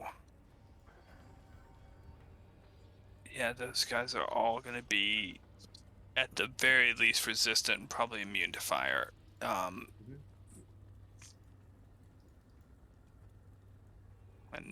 most of them are flying. Oh wait, wait? How many of these guys are flying? 5 of them. All the purple 4. ones. All the purple. 5 ones. of the Looks Okay. all the purple ones. There's 3 of the bearded guys with glaives that are not flying.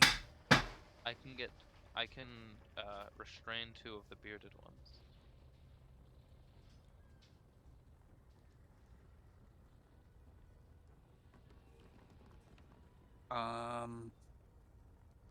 Honestly, I wasn't prepared to come here today.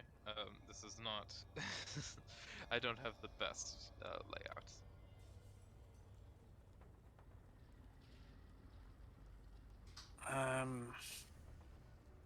Does anybody else have any AoE spells besides me?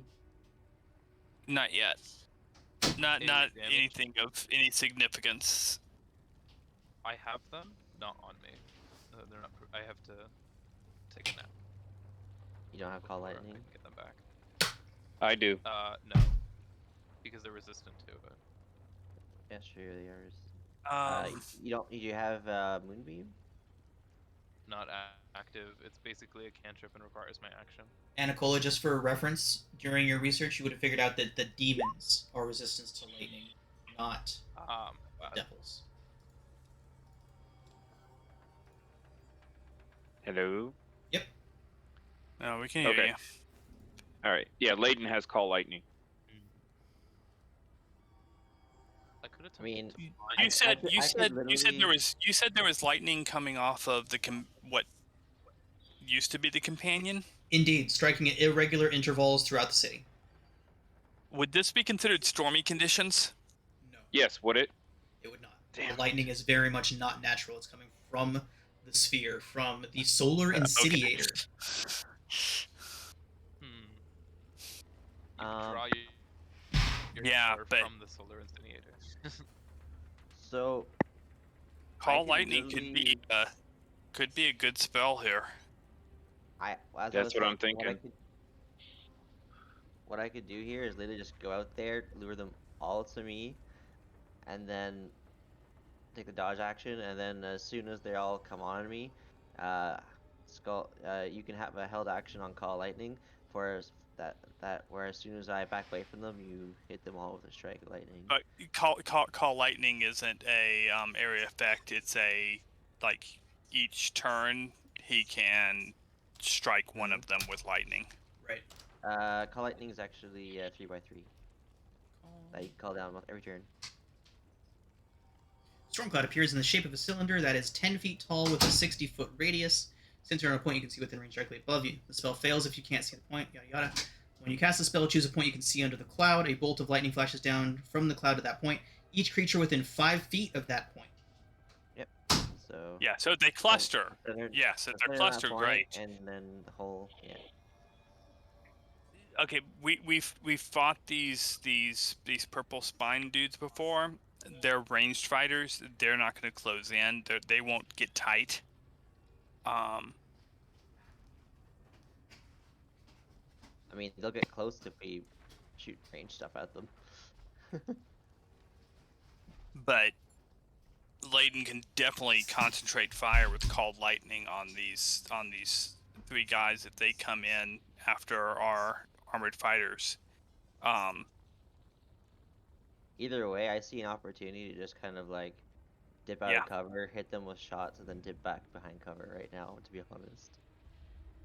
I could move at And least And they won't be one able of to shoot them. back. I could move or corral at least one of them with dissonant whispers. Can the flying ones be hit by a hold person? By a whole person? Yeah. They're not people. Not person. No, you They're not hold people. monster. Okay. How are you paralyzing two of them? What is it? Oh, he said they said restrained. It would be Oh, entangle. yeah. entangle. Okay. Yeah, and I could move one of them or force them to move somewhere with dissonant whispers. Yeah. So Honestly, I have 24 AC. I'm not too worried. I think we start hitting Yeah. them with spells and stuff like that from range. Make them come to us. Lulu. yeah, I please think move- I think we're Lulu, Okay. would you be able to fight the ones that are really high in the air and not the ones that are on the ground? She turns towards you and nods. Okay, Do- thank you. Do you know if any of these fiends are capable of spellcasting at all? You have fought both of I- these fiends before, and they have not shown any sort of spellcasting ability to you at those times. Cool. I do remember that these flying guys, when they threw spines, they burst into flame.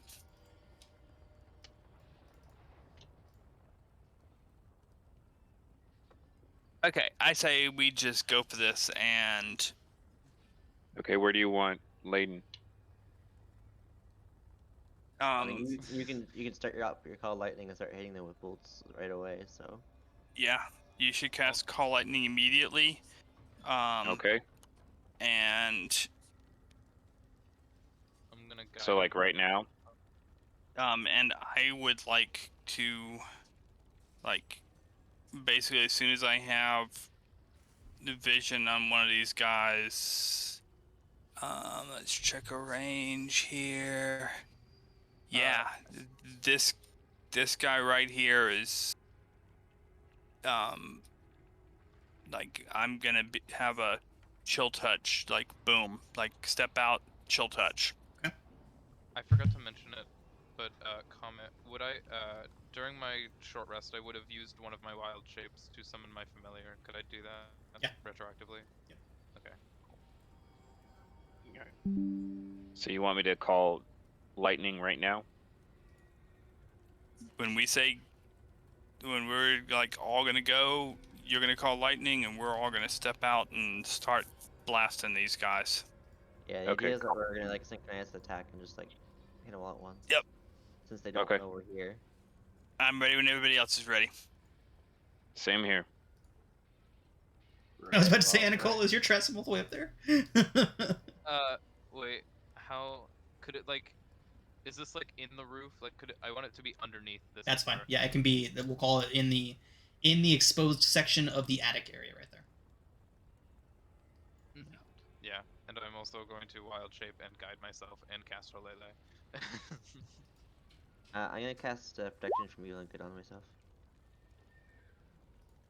Yeah, any sort of preparation spells you all want to do, you can feel free to. The moment you do anything that affects them, we will roll initiative. And now they can have fun trying to hit me. Alright. Because they're all gonna have disadvantage on me now. Alright. I cast False Life on myself at first level. When everyone's ready, I'm gonna run out and start casting Eldritch Blast on the flying one. It's a 30-foot radius sphere for Cold Lightning, right? Let me take a look. Thank you. I think it's 15. 15-foot radius. Okay. Or No, did it's I- Yeah, a so- 10 feet tall and 60-foot radius is the cylinder. 60-foot radius? Jesus. 60-foot radius. That's fucking huge. This is a lightning storm. This is like the biggest area effect spell in existence. Yeah, Yeah, 60-foot radius. Okay, give me just a moment, please. Right. Okay. The idea is that once you choose a point, there's like a large area where you can hit within. It's like the entire Yeah. bridge. So if I'm Right Well, I here is think where. drops putting it right lightning here. Right here. You can probably hit You them Right here? all Yeah. points. Yeah. yeah, like right here, you have everybody in range, and they'll Okay. never. There's nothing they'll do that will get them out of range Wait, unless they completely run away. Can you link Okay. all It is 120 feet, too, as well. Like, Hun- Yeah, right, you're 120 like foot far tall. away from you. Yeah. yeah. Could you link the spell? I don't know how to do that. If you click on the spell in your spell list, and then Yes. there'll be a thing at the top that says show in VTT. There we Top go. right hand corner. I just clicked it. Well, yeah, enough. that you cast it. Oh, I did. Damn it. You're Oh, good. you did cast. You did cast. There's a So- display in VTT right below the cast on VTT. Oh, but D&D Beyond. There we go. There we go.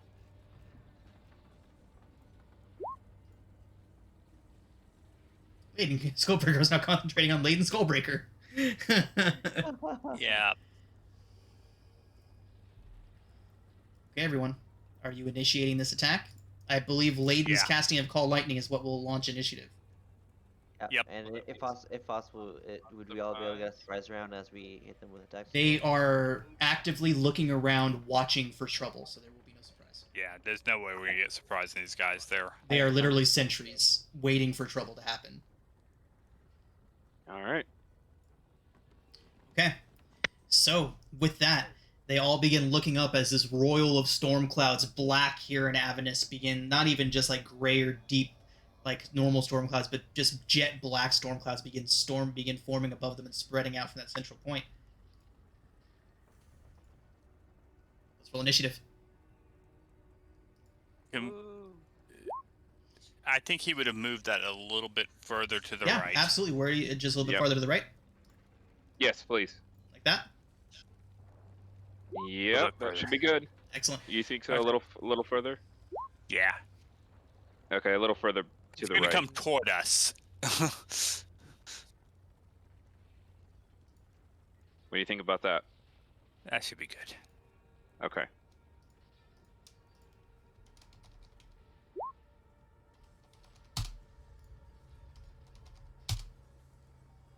No one can beat 22, right?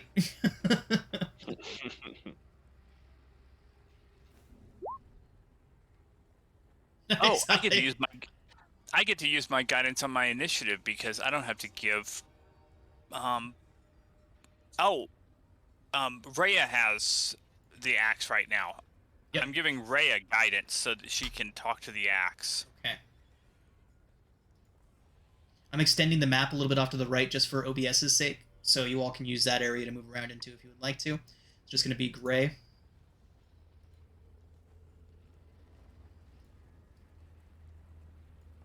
In retrospect, gray is probably the wrong color to use because no one can see the grid. Mm. So we'll just do that. We're all snapped to grid. Can't see the grid still. There's the pool of lava Right. directly beside us. Oh, yeah, the grid's there, kinda. There, that's a little better. There we go.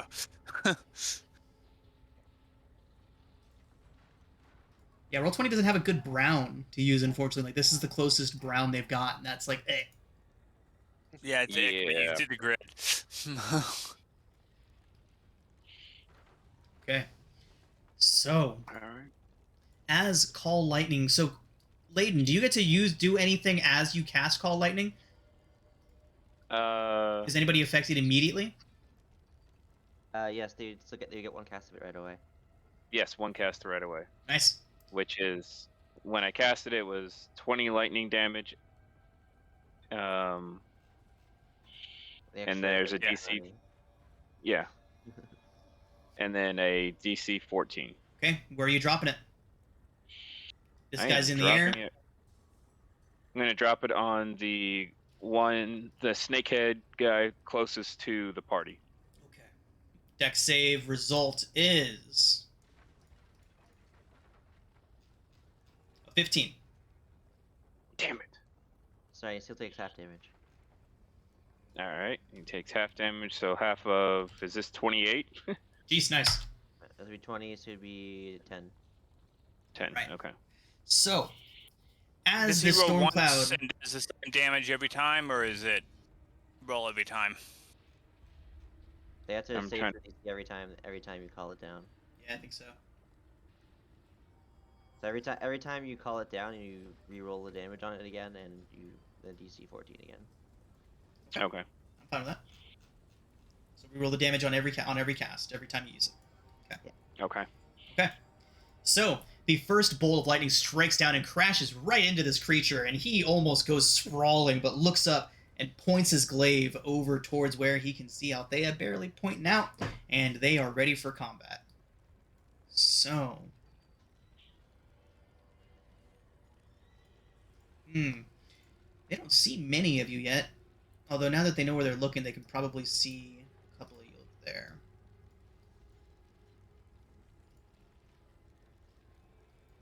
Yeah. So these two Spine Devils in the back are going to fly farther forward, try to get a better view of the action.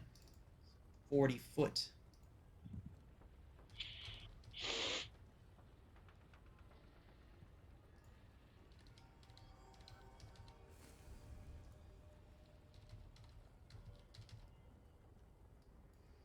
And Althea and Lulu have a barrage of spines heading their way.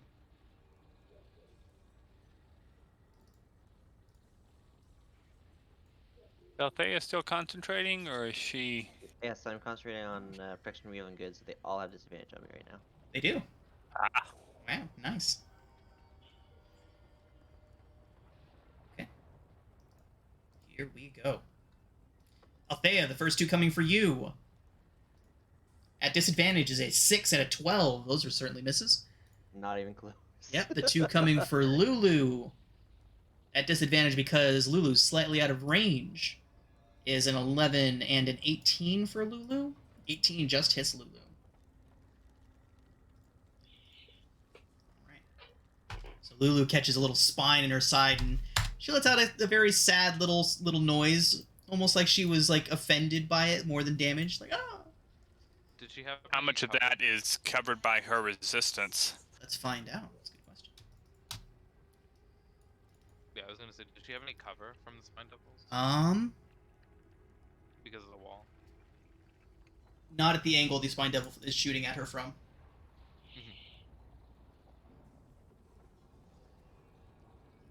Yeah, so half of the piercing, so only 3. All right.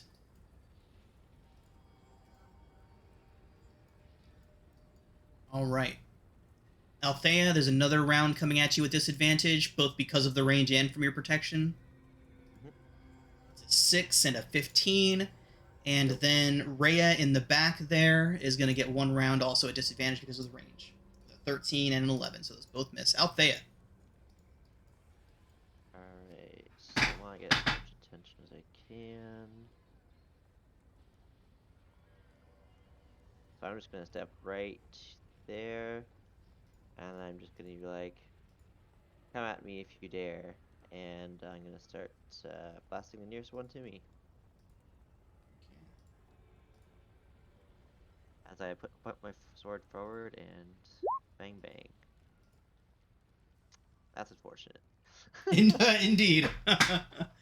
Oh, 1 second. My browser just shat the bed. Give me 1 second. I should be able to get it back soon. Oh. I'm playing S for Genesis now, apparently. What the fuck? Oh. Thank you. Yeah, I love how Roll20 does that every now and then. Like, if I was in a browser, if I was in a game earlier in the day and I need to refresh my browser, sometimes it'll just randomly drop me into one of the games I was looking at earlier. It has not done that to me yet. And as a bonus action, just because I want them to really focus on me and make myself look like a horrific being that they should need to deal with right away, I'm going to activate my Necrotic Shout as a bonus action. Nice. And I'm going to spread out demonic wings, basically, from my back, and with a very, very red glow in my eyes, as I start just glowing red with fierceness. That'll be my turn. Okay.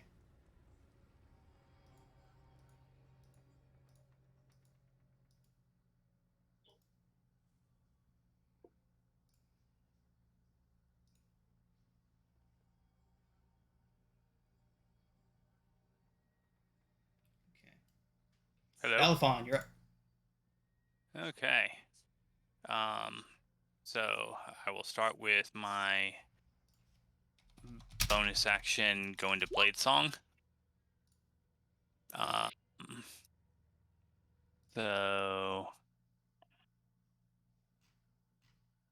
yeah, I'm gonna help draw people in because I'm a nut.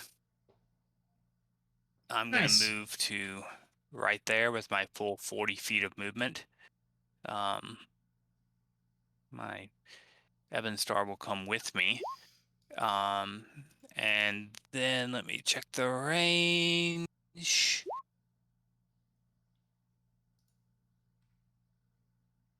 Yep. Let's see.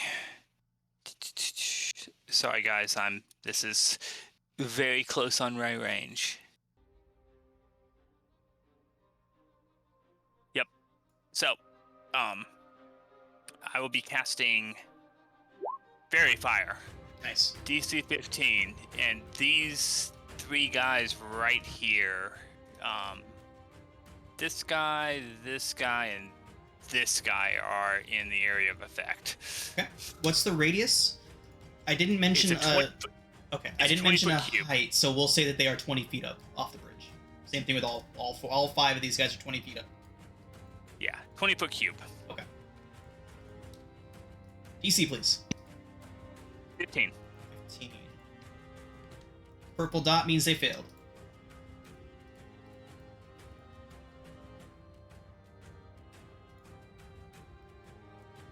It's either okay. No. Okay. So a purple glow in shrouds. I was gonna make them roll again, but Alright. So a faint purple glow in shrouds the 2 bearded devils. everybody has advantage to attack them. Yeah, that's it for me. Okay. Oh, I forgot to roll initiative for Rhea. Let me get her in there real quick. I think Lulu needs to get in there too. Yeah. So we'll drop Rhea down to act right after Layden.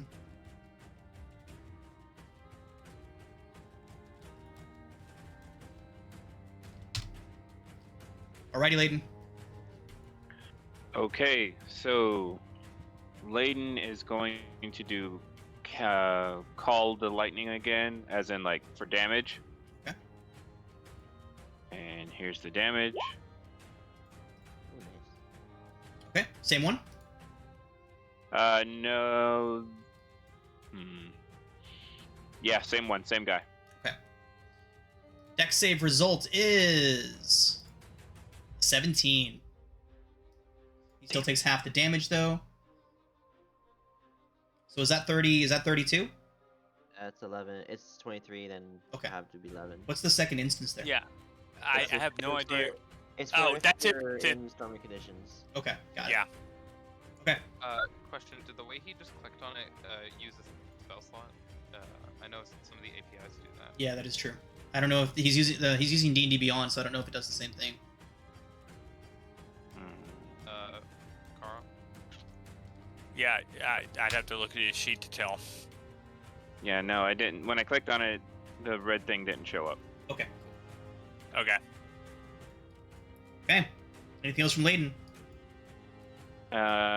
Yeah, bonus action. Let's see here. You got spiritual weapon. I do. And that's 60 feet, so give me a second.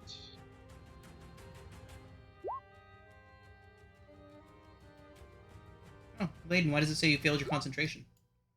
I have no idea. Yeah, you just took damage for some reason. You just took a lot. Yeah. Of I Something did. you did took damage. I have no idea what I did. All I did was hit the button. The only thing I can Yeah. think is I loaded his character sheet to check something. So Okay, I'm putting concentration back on and restoring your hit points. Okay, thank you. Yeah. Alright, there's that. So, this. Nope. Yes, I can do call. Alright, spiritual weapon. I'm gonna do spiritual weapon right there. 1 second, let me zoom out. Where? Here. Okay, see it. Okay. Yeah, and then yeah, right there, and then let's see, spiritual weapon. Here we go. Right there? Yep, right there. It's a hit. For 10 lightning. Okay. So, just so you know, it is 20 feet in the air. We do not respect Pythagorean here, though, so it is just the 60 feet. But just for future Okay. reference on anyone else that wants to hit one of the Spine Devils, all of them are in the air, 20 feet up. Okay. Is it lightning or force? Let's see. it's here. force from Force his from spiritual spiritual weapon. weapon. I didn't Yeah, know if he had a it's spell that force. made it lightning. Yeah. That would be really great if spiritual be. weapon from a Tempest cleric did lightning damage. That would be cool. Yeah. So That would be. awesome. But yeah, it's just force. Okay, there we go. Okay. Rhea is going to come up past all you. And then use her Yeah, I'm done. dash. Oh, sorry, Layden. I thought you asked the question. Sorry. My bad. I just started going. Okay. Okay, and Rhea is going to form up the line with Althea, draw her longsword, and prepare for any creature to come into melee range. Brings us to the Beardy Boys. Or the first Beardy Boy, I should say. They all have their own initiative. Each of the Bearded Devils are going to act on their own initiative. The Spine Devils all act on the same, if anyone missed that. Okay. Start crossing the bridge.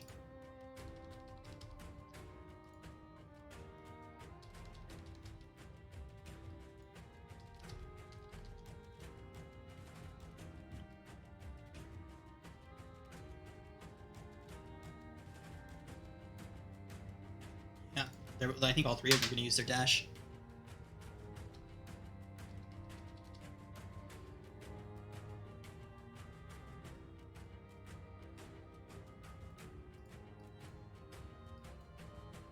Anacola. Ah, shit. That's my bad. I'm just going to have all... That's my fault. I need to reset the Bearded Devils. Just a moment. Only one of them got to act right there. Oh, This okay. one here. Like they all went on their own initiative. I said the Spine Devils had a group initiative and the Bearded Devils did not, and I'll stick to that. So that one goes, He uses moved- his dash to get there. He moved further than he Yeah, did he the last time. Did. That's weird. I might have just moved him more efficiently. Yeah, I did. So he's just gonna come to right there.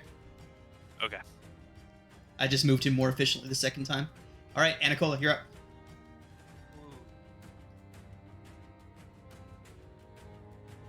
Yeah. Like, right. By the way, music is. I guess I can control that. Look right there. Is it a little loud? Yeah, I'll change it for me. All right. And well, here I will. I thought about this so much too. Okay, sorry. What is the brain? Yes, sorry. I will cast Hex on this guy. Okay. So I'll just start concentrating on that. And then I'm oh yeah, sorry. And then I'm going to chill touch.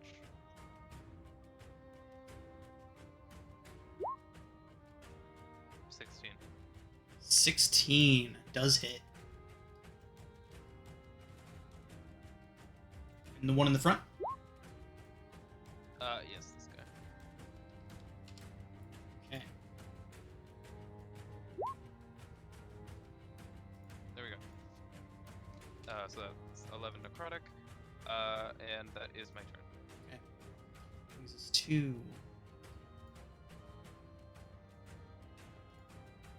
I messed up the Bearded Devils so bad. Okay.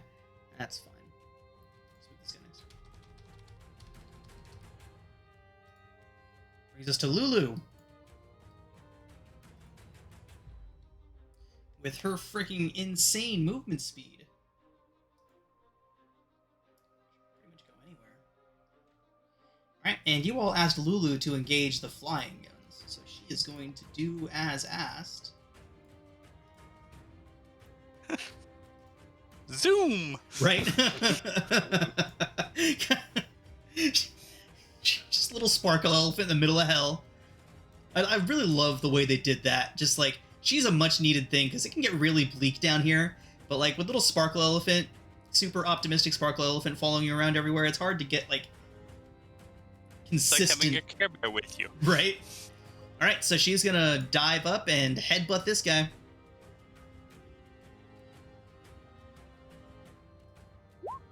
And miss. Poor Lulu. Alright, Kroll. Alright, so Crawl is going to move. Whoops. 5, 10, 15, You all rested since that last fight, so she's back at full. 30. So Crawl ends his movement there. So to attack these, would I need like a silvered weapon to, or do they get like resistance? Yes, you are aware of their resistances. You need a your new sword is magical, so it would count. Okay, I couldn't remember if they Yeah. did or not. So I'll take out a silvered hand axe, and chuck it at him. Nice. So. Oh, nice. Oh, frick yes. Okay, I get a savage attack on a crit. And let me just pull it up here. It has to be a melee weapon, unfortunately. For savage attack. Yep. Okay, never mind. Alright, so. Still. Well, a crit. hand axe is a melee. Is An a axe melee is weapon. a melee weapon. It says melee weapon attack. You're making a ranged weapon attack with a A versatile ranged weapon. attack. Yeah. Okay. 8 to the dome. Alright.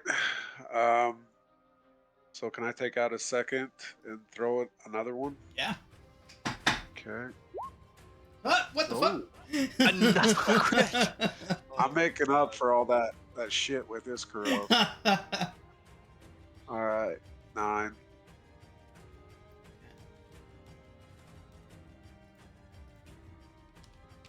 Okay. And that ends my movement, so that ends my turn. Right. Comes the last bearded devil. That does bring us back to the spined devils. This first one here is just going to duke it out with Lulu. My Tressum is cheering Lulu on. Huh. Fork attack misses Lulu, followed by the bite attack, which also misses Lulu. Again, just dipping and diving. And right.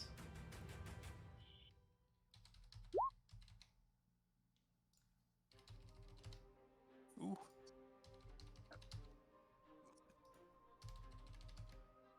right, here they come.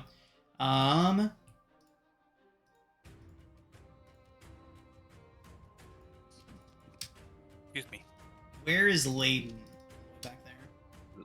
Yep, back there hiding behind the house.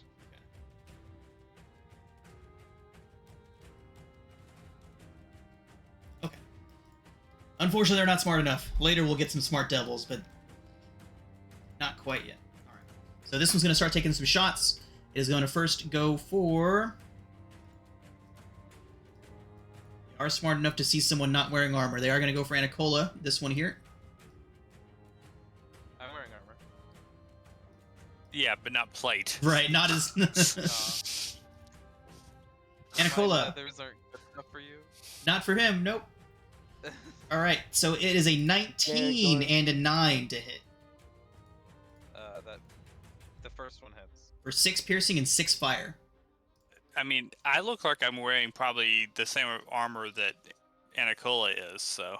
Cool. 2 shots coming your way.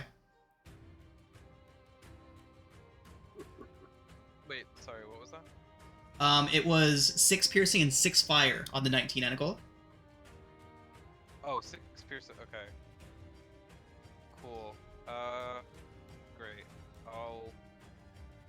Is this? Yeah. Sorry, no. I was thinking about absorbing elements, but no, I'm not gonna do it. Okay. Okay, Valifon, it is a 22 and a 10. The 22... Yeah, I'm a shield that. Okay. Anna seems entirely uninjured after the attack. Just ate your temporary hit points. So my current armor class is 25. Nice, Jesus. Okay. Next one's going to take some shots at, I believe, Althea will be a good target for it. Actually, Valifon, you have 2 more coming your way. Mm-hmm. A 6 and a nat 1, and then the other 2 are going to come for Althea. Mm-hmm. Yeah, I was trying to be a target, knowing that I would cast shield as soon as Right. somebody... Okay, Althea, it's 2 misses, 11 and 19. I don't think they can hit you, Althea. Probably. It's very unlikely. Like, what's their plus what? It's plus They have 4, so they can hit you with a crit. Well, obviously a crit still hits you, but... Yeah, a crit or a 19 Okay. will hit me. Okay, that is their turn. Althea, you're up. Whereas they have to have a crit to hit me right now. But they have to get that crit or 19 at disadvantage, though. So Ooh, it's like- right. Ouch. Oh, that's just sad. The idea is, like, I'm hoping that they just can't do anything to me in this fight, and I can just walk around killing everything. Really looking forward to the later devils. They start to get really, really fun to run. Alright, we're gonna step. Okay, you know what? I'll deal with these smaller ones, I think. So.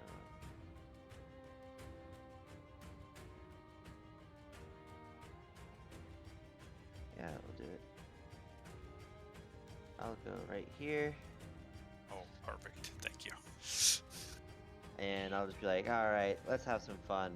And I'll start attacking this one here. Right. Sorry, I can't be there yet. Don't worry about it. I'll be fine. Oh, I know. 17 hits. Well, and you do have advantage on him because he's fairy fired. Yep. Not that it mattered, but 7 damage. Right. It's looking hurt. Wait. I rolled the wrong one. That was way too low damage. It should have been. What did I roll on it? I rolled a 1. So it should have been 1 plus 4 plus 1. So 4, 5. So it should have been 6, 7, 8, 9 damage. I rolled the 9? wrong. Okay. Yeah, I rolled the wrong flail. So you had 7, it should have been nice. He's at 1 hit point.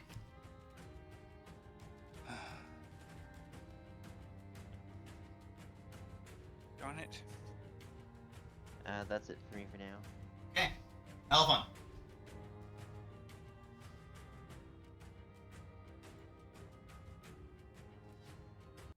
Are these guys wearing armor of any kind? I do not believe so. I believe they are notably unarmored. Yeah, natural armor. Okay. Ah, darn it. Okay, I just realized what was happening with my flail. It was literally rolling 1. It wasn't even rolling a d8. Nice. Okay. How do my flail get so messed up? I can tell that this guy is really, really hurt, and I'm going to assume that Rhea is going to, like, finish him off. She is wielding So- Iskaros. I know, yeah, but you said 1 hit point. Yes. So Oh, I'm going right. to move to here. And I do have advantage because he is fairy fired and outlined. So I will be attacking with my silvered rapier and casting booming blade. So it'll be a 19. hits, yeah. I didn't do a whole bunch of damage, so 7 damage. But I'm gonna risk the opportunity attack because I'm moving all the way back to here. Is it 23 to hit? Does it have disadvantage for any reason or anything like that? No, but I'm gonna go ahead and cast shield again. Okay. Let me get to it. Because I don't want to get hit by him. Yeah. Sean, I had to reroll the damage just because my flail setup was totally messed up. Okay, so what was the damage? So the full damage would actually be 11 plus 3. Okay, so he would have died. Yes. Because my flail was rolling automatic 1 all the time for damage. I don't know how it got messed up, but... Yeah, it happens. So, but that wouldn't have changed what I was doing Okay, that's at good. all. So, but this guy did have booming blade cast on him. So if he moves, boom. Boom. Okay. Okay, that's it for me. Maiden, you're up. Okay, so.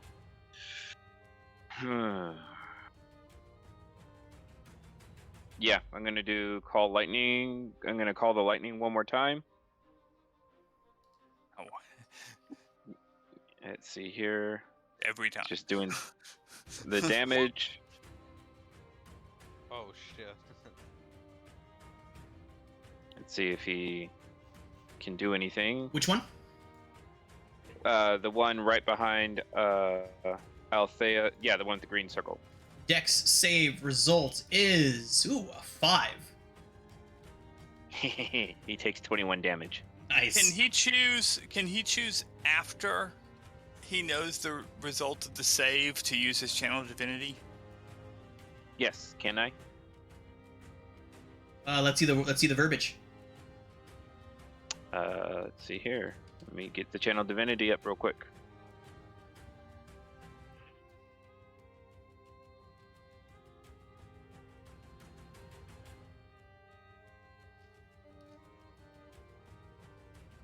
Let's see here. There you go. Okay.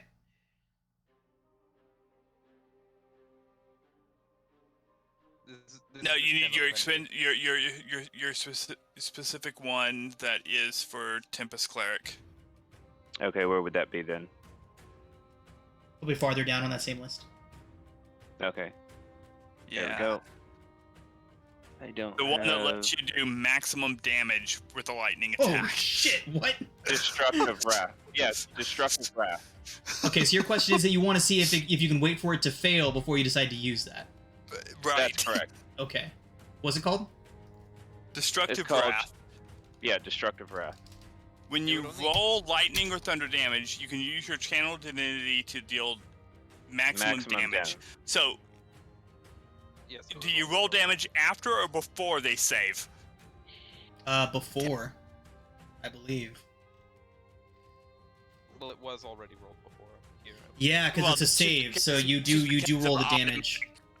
So That's yeah, just because of automatic rolling, but that's why I was asking. right. Okay, but when never mind. you cast the spell, it happens, and then the save happens, and that's when it determines whether it's half damage or full damage. So I would Yeah. assume, based on that it happens first. Okay, Okay. It says instead of rolling, so you wouldn't even roll. right. Yeah, it says instead of rolling, so. Okay. Yeah. Yeah, 21's good damage, so don't worry about it. Yeah. Right. I was just 21. I was wondering because I was Like, if you know the creature has like disadvantage on dex saves or is baned and is gonna get a minus to its save and all these things, that would be an excellent opportunity to use it and just pump the channel divinity into it because you know it's likely to fail. Okay. All right. That or So- if you're able to hit multiple targets at the same time. Right. don't Alright, use your weapon. Yeah, I can move it, right? Mm-hmm. Up to 20 feet. So I want to. So that's. Gets advantage against this guy. It gets advantage against that guy. Yep. Yeah, because that he's guy. very fired. Then that guy, and then let me roll for the damage real quick. Well, roll to hit first. Huh? Yeah, roll to hit and all that. So let me see here. Where did it go?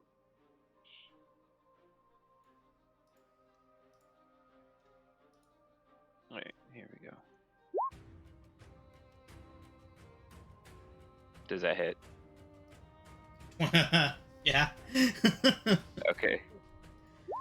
There's the damage. It's like, no. Asmodeus reveals himself. All right. And that's my turn. Okay.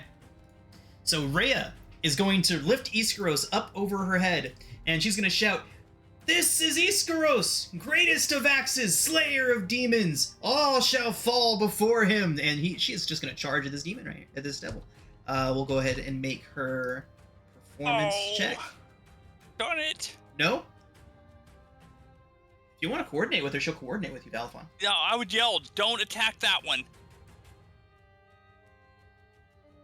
Okay. She can't attack anyone else. I Does don't she have a care. crossbow?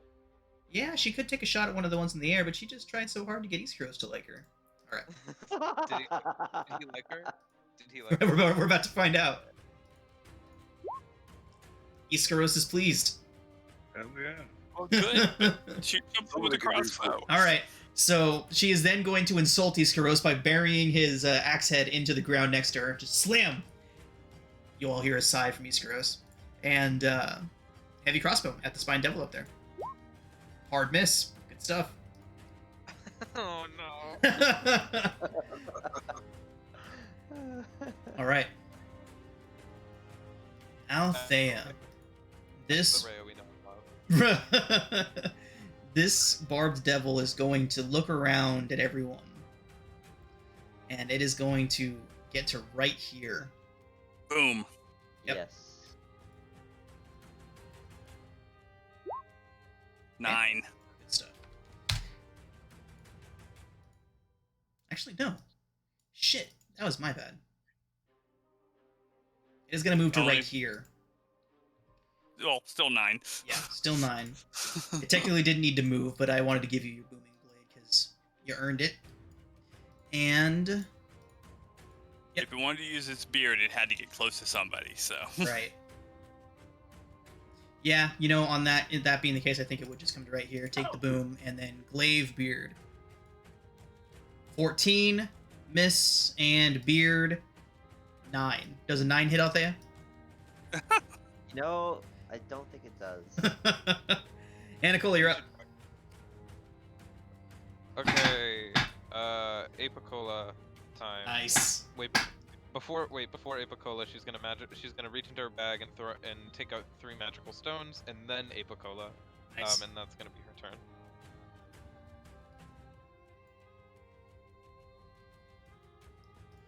Lulu is going to continue her relentless assault of headbutts.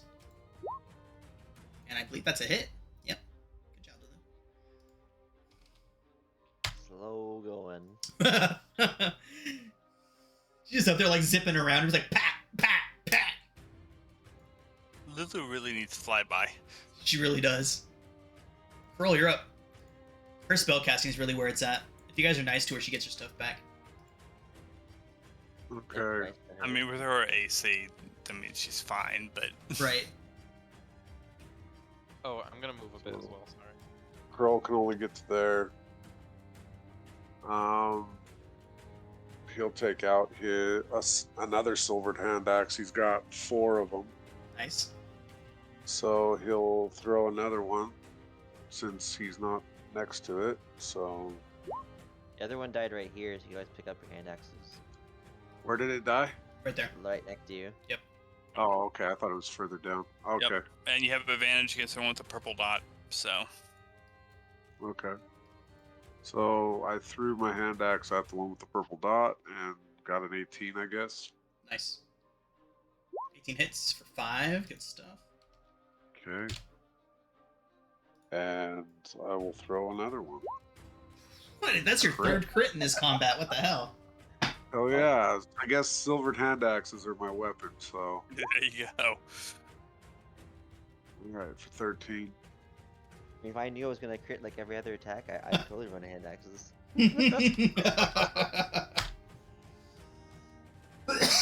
I'd abuse the crit. All right, and that's all I can do. So Yeah.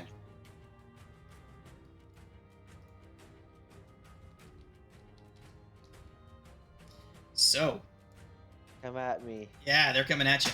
So, canceling out the disadvantage.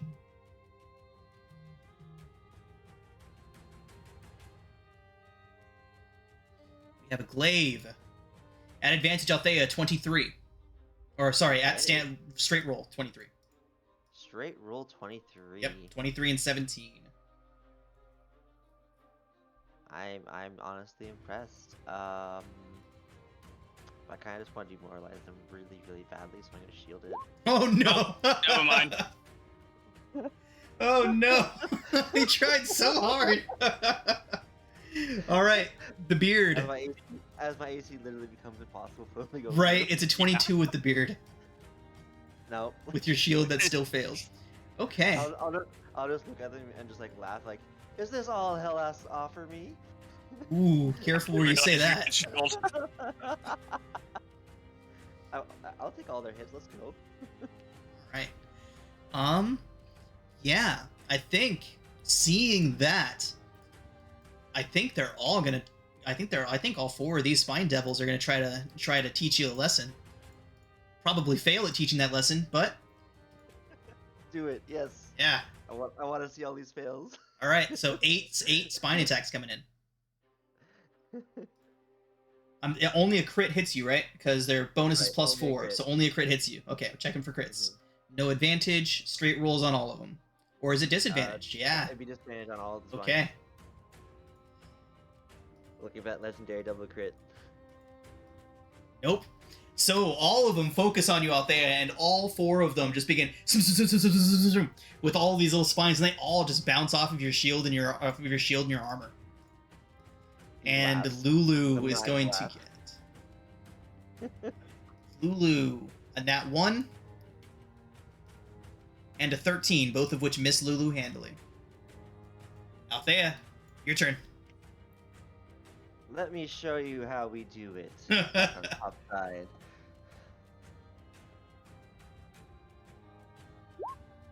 Oof. Oh, next Oops. time.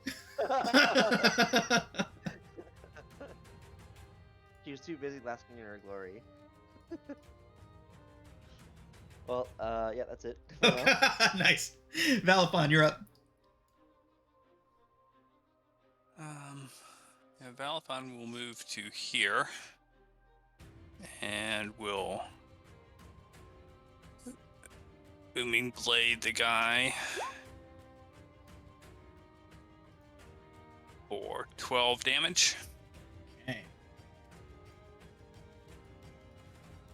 and we'll risk the opportunity attack to go to here.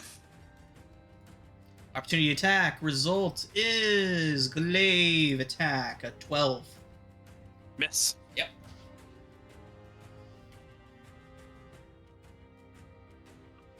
Okay. Layden.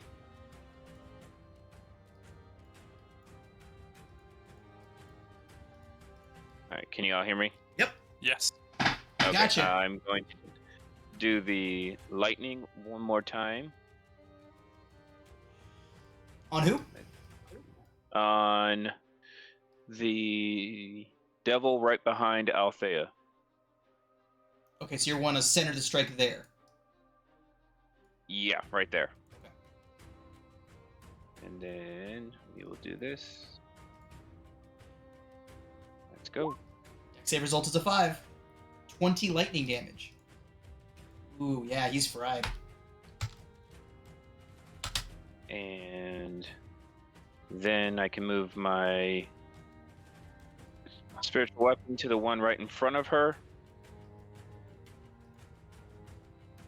And spiritual weapon. Unfortunately, spiritual weapons do not benefit from flanking. There's that. 16 hits, though. For 11. Nice. And then I'm going to move on 5, 10, 15, 20, 25, 30. Right here.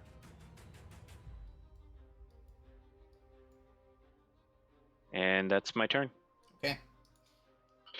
Ray's gonna pull these crows out of the ground and ask if she can hit him now. Hit him.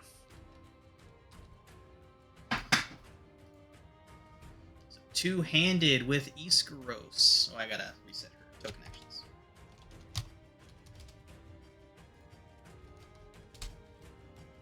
Is a battle axe versatile, or is it just two-handed? I forget. No, battle axe is it might be versatile, but It is versatile. It's, Okay. it's great axe is the only two-handed one. Okay. So she's gonna take two-handed swings with the battle axe. Oof. Oh, advantage from flank. 16 hits. Ah, 9 does not. Nice. Right. It's looking rough. Let's bring it to its turn. Oh, that one's dead. Never mind. Anacola, you're up. Woo. Okay. So this guy's dead, This one here. or is no? Oh, okay. Sorry. The X confused me. Okay. Since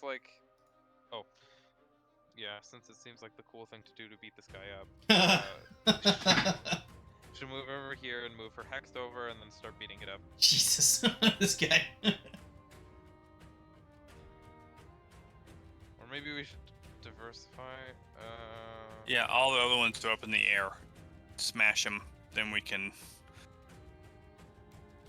I can only punch things a lot though. I'll take this one out, and then you guys can focus on that. You guys, a lot of you have more better options than I. That's it. 24. Yeah, he's very dead. Okay, yeah, not even with the hex. Hex not needed. Oh wait, is the 9? The 9 might be halved. The 9 would be halved, so I don't know if that makes a difference. It had 2 hit points left. He's dead. Oh, okay. Then I don't think there's any other melee or any other in melee range, right? No, all the rest of them are 20 feet in the air or higher. Okay, great. Since I think I already started multi-attacking, so there's nothing else I can do. Yep, that's all I can do. Okay. Lulu is going to point blank trumpet this guy with the trumpet of blasting. So instead of all these happy sparkles, you just see this wave of just force energy explode out of Lulu's trunk.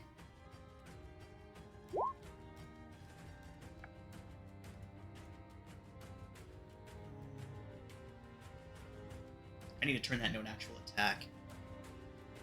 Right. Its saving throw result is... Ooh, only a 12. So Lulu does 5d6 thunder damage to this thing. Oh my god.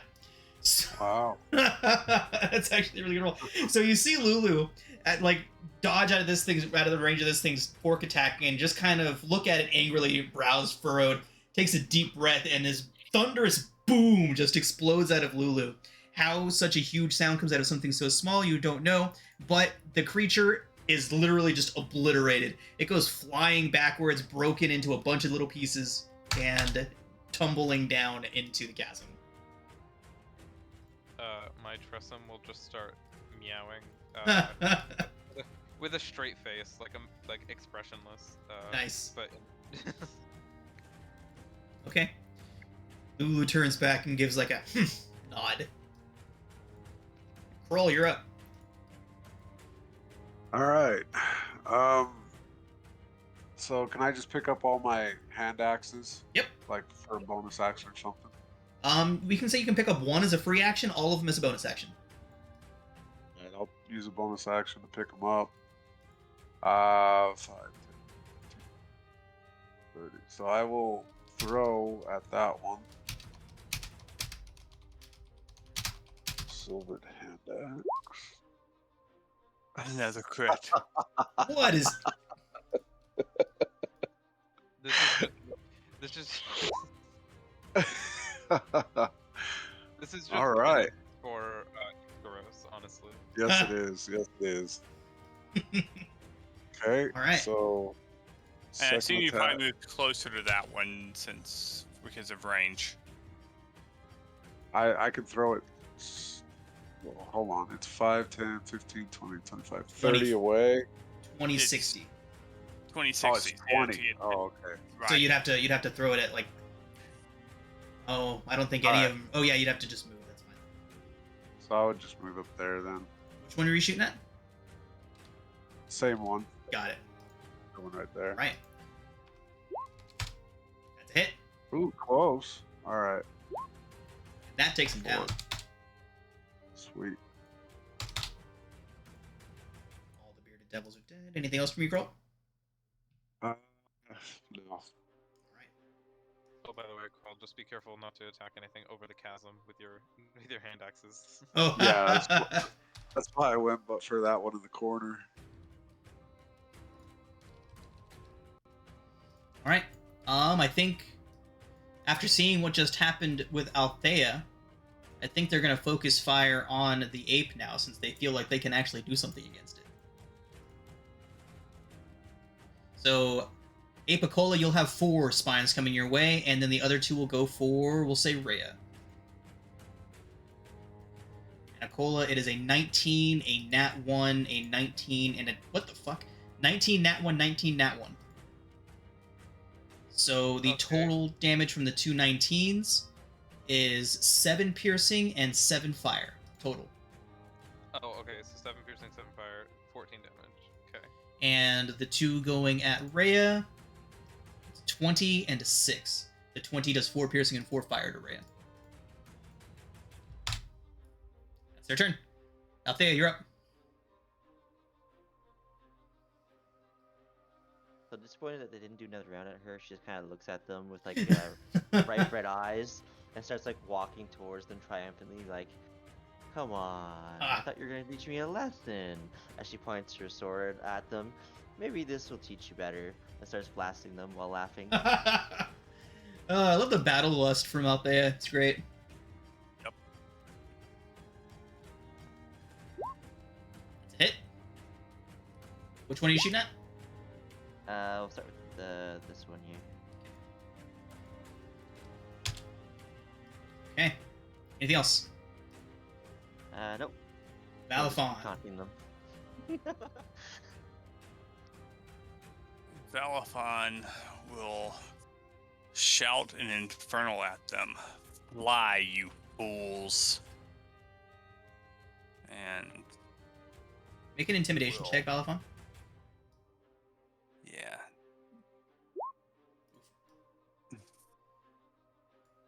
You know what? I'm gonna go ahead and use my sessional inspiration on that. Okay. I got a 15. Okay. Um, You may proceed. and I will move to there, And cast Chill Touch at the closest one. Oh no. And I miss. Okay. That'll bring us over to Layden, unless there's anything else you'd like to do. Right, Layden, you're up. Nope, that's it.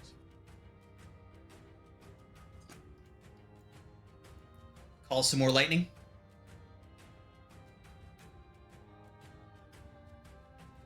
Layden, you're muted. He's on mute.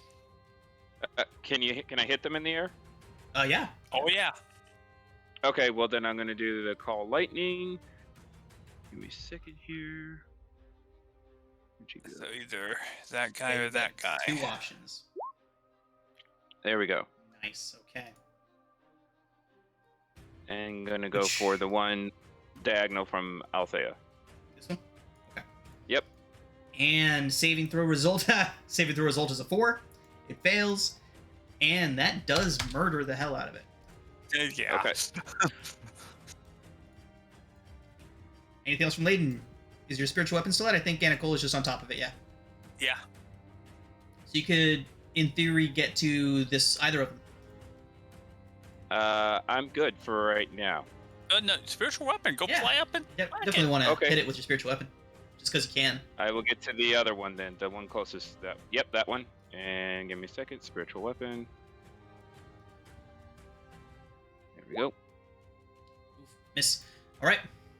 Special of inspiration. There you go. That's a hit. Roll your damage. The fact that you can have Call Lightning and Spiritual 10. Weapon going at the same time is ridiculous. Oh Yeah. yeah. Spiritual weapon is Right. just a great spell in general. I mean, That's it. Call Lightning does take your action to go, bam.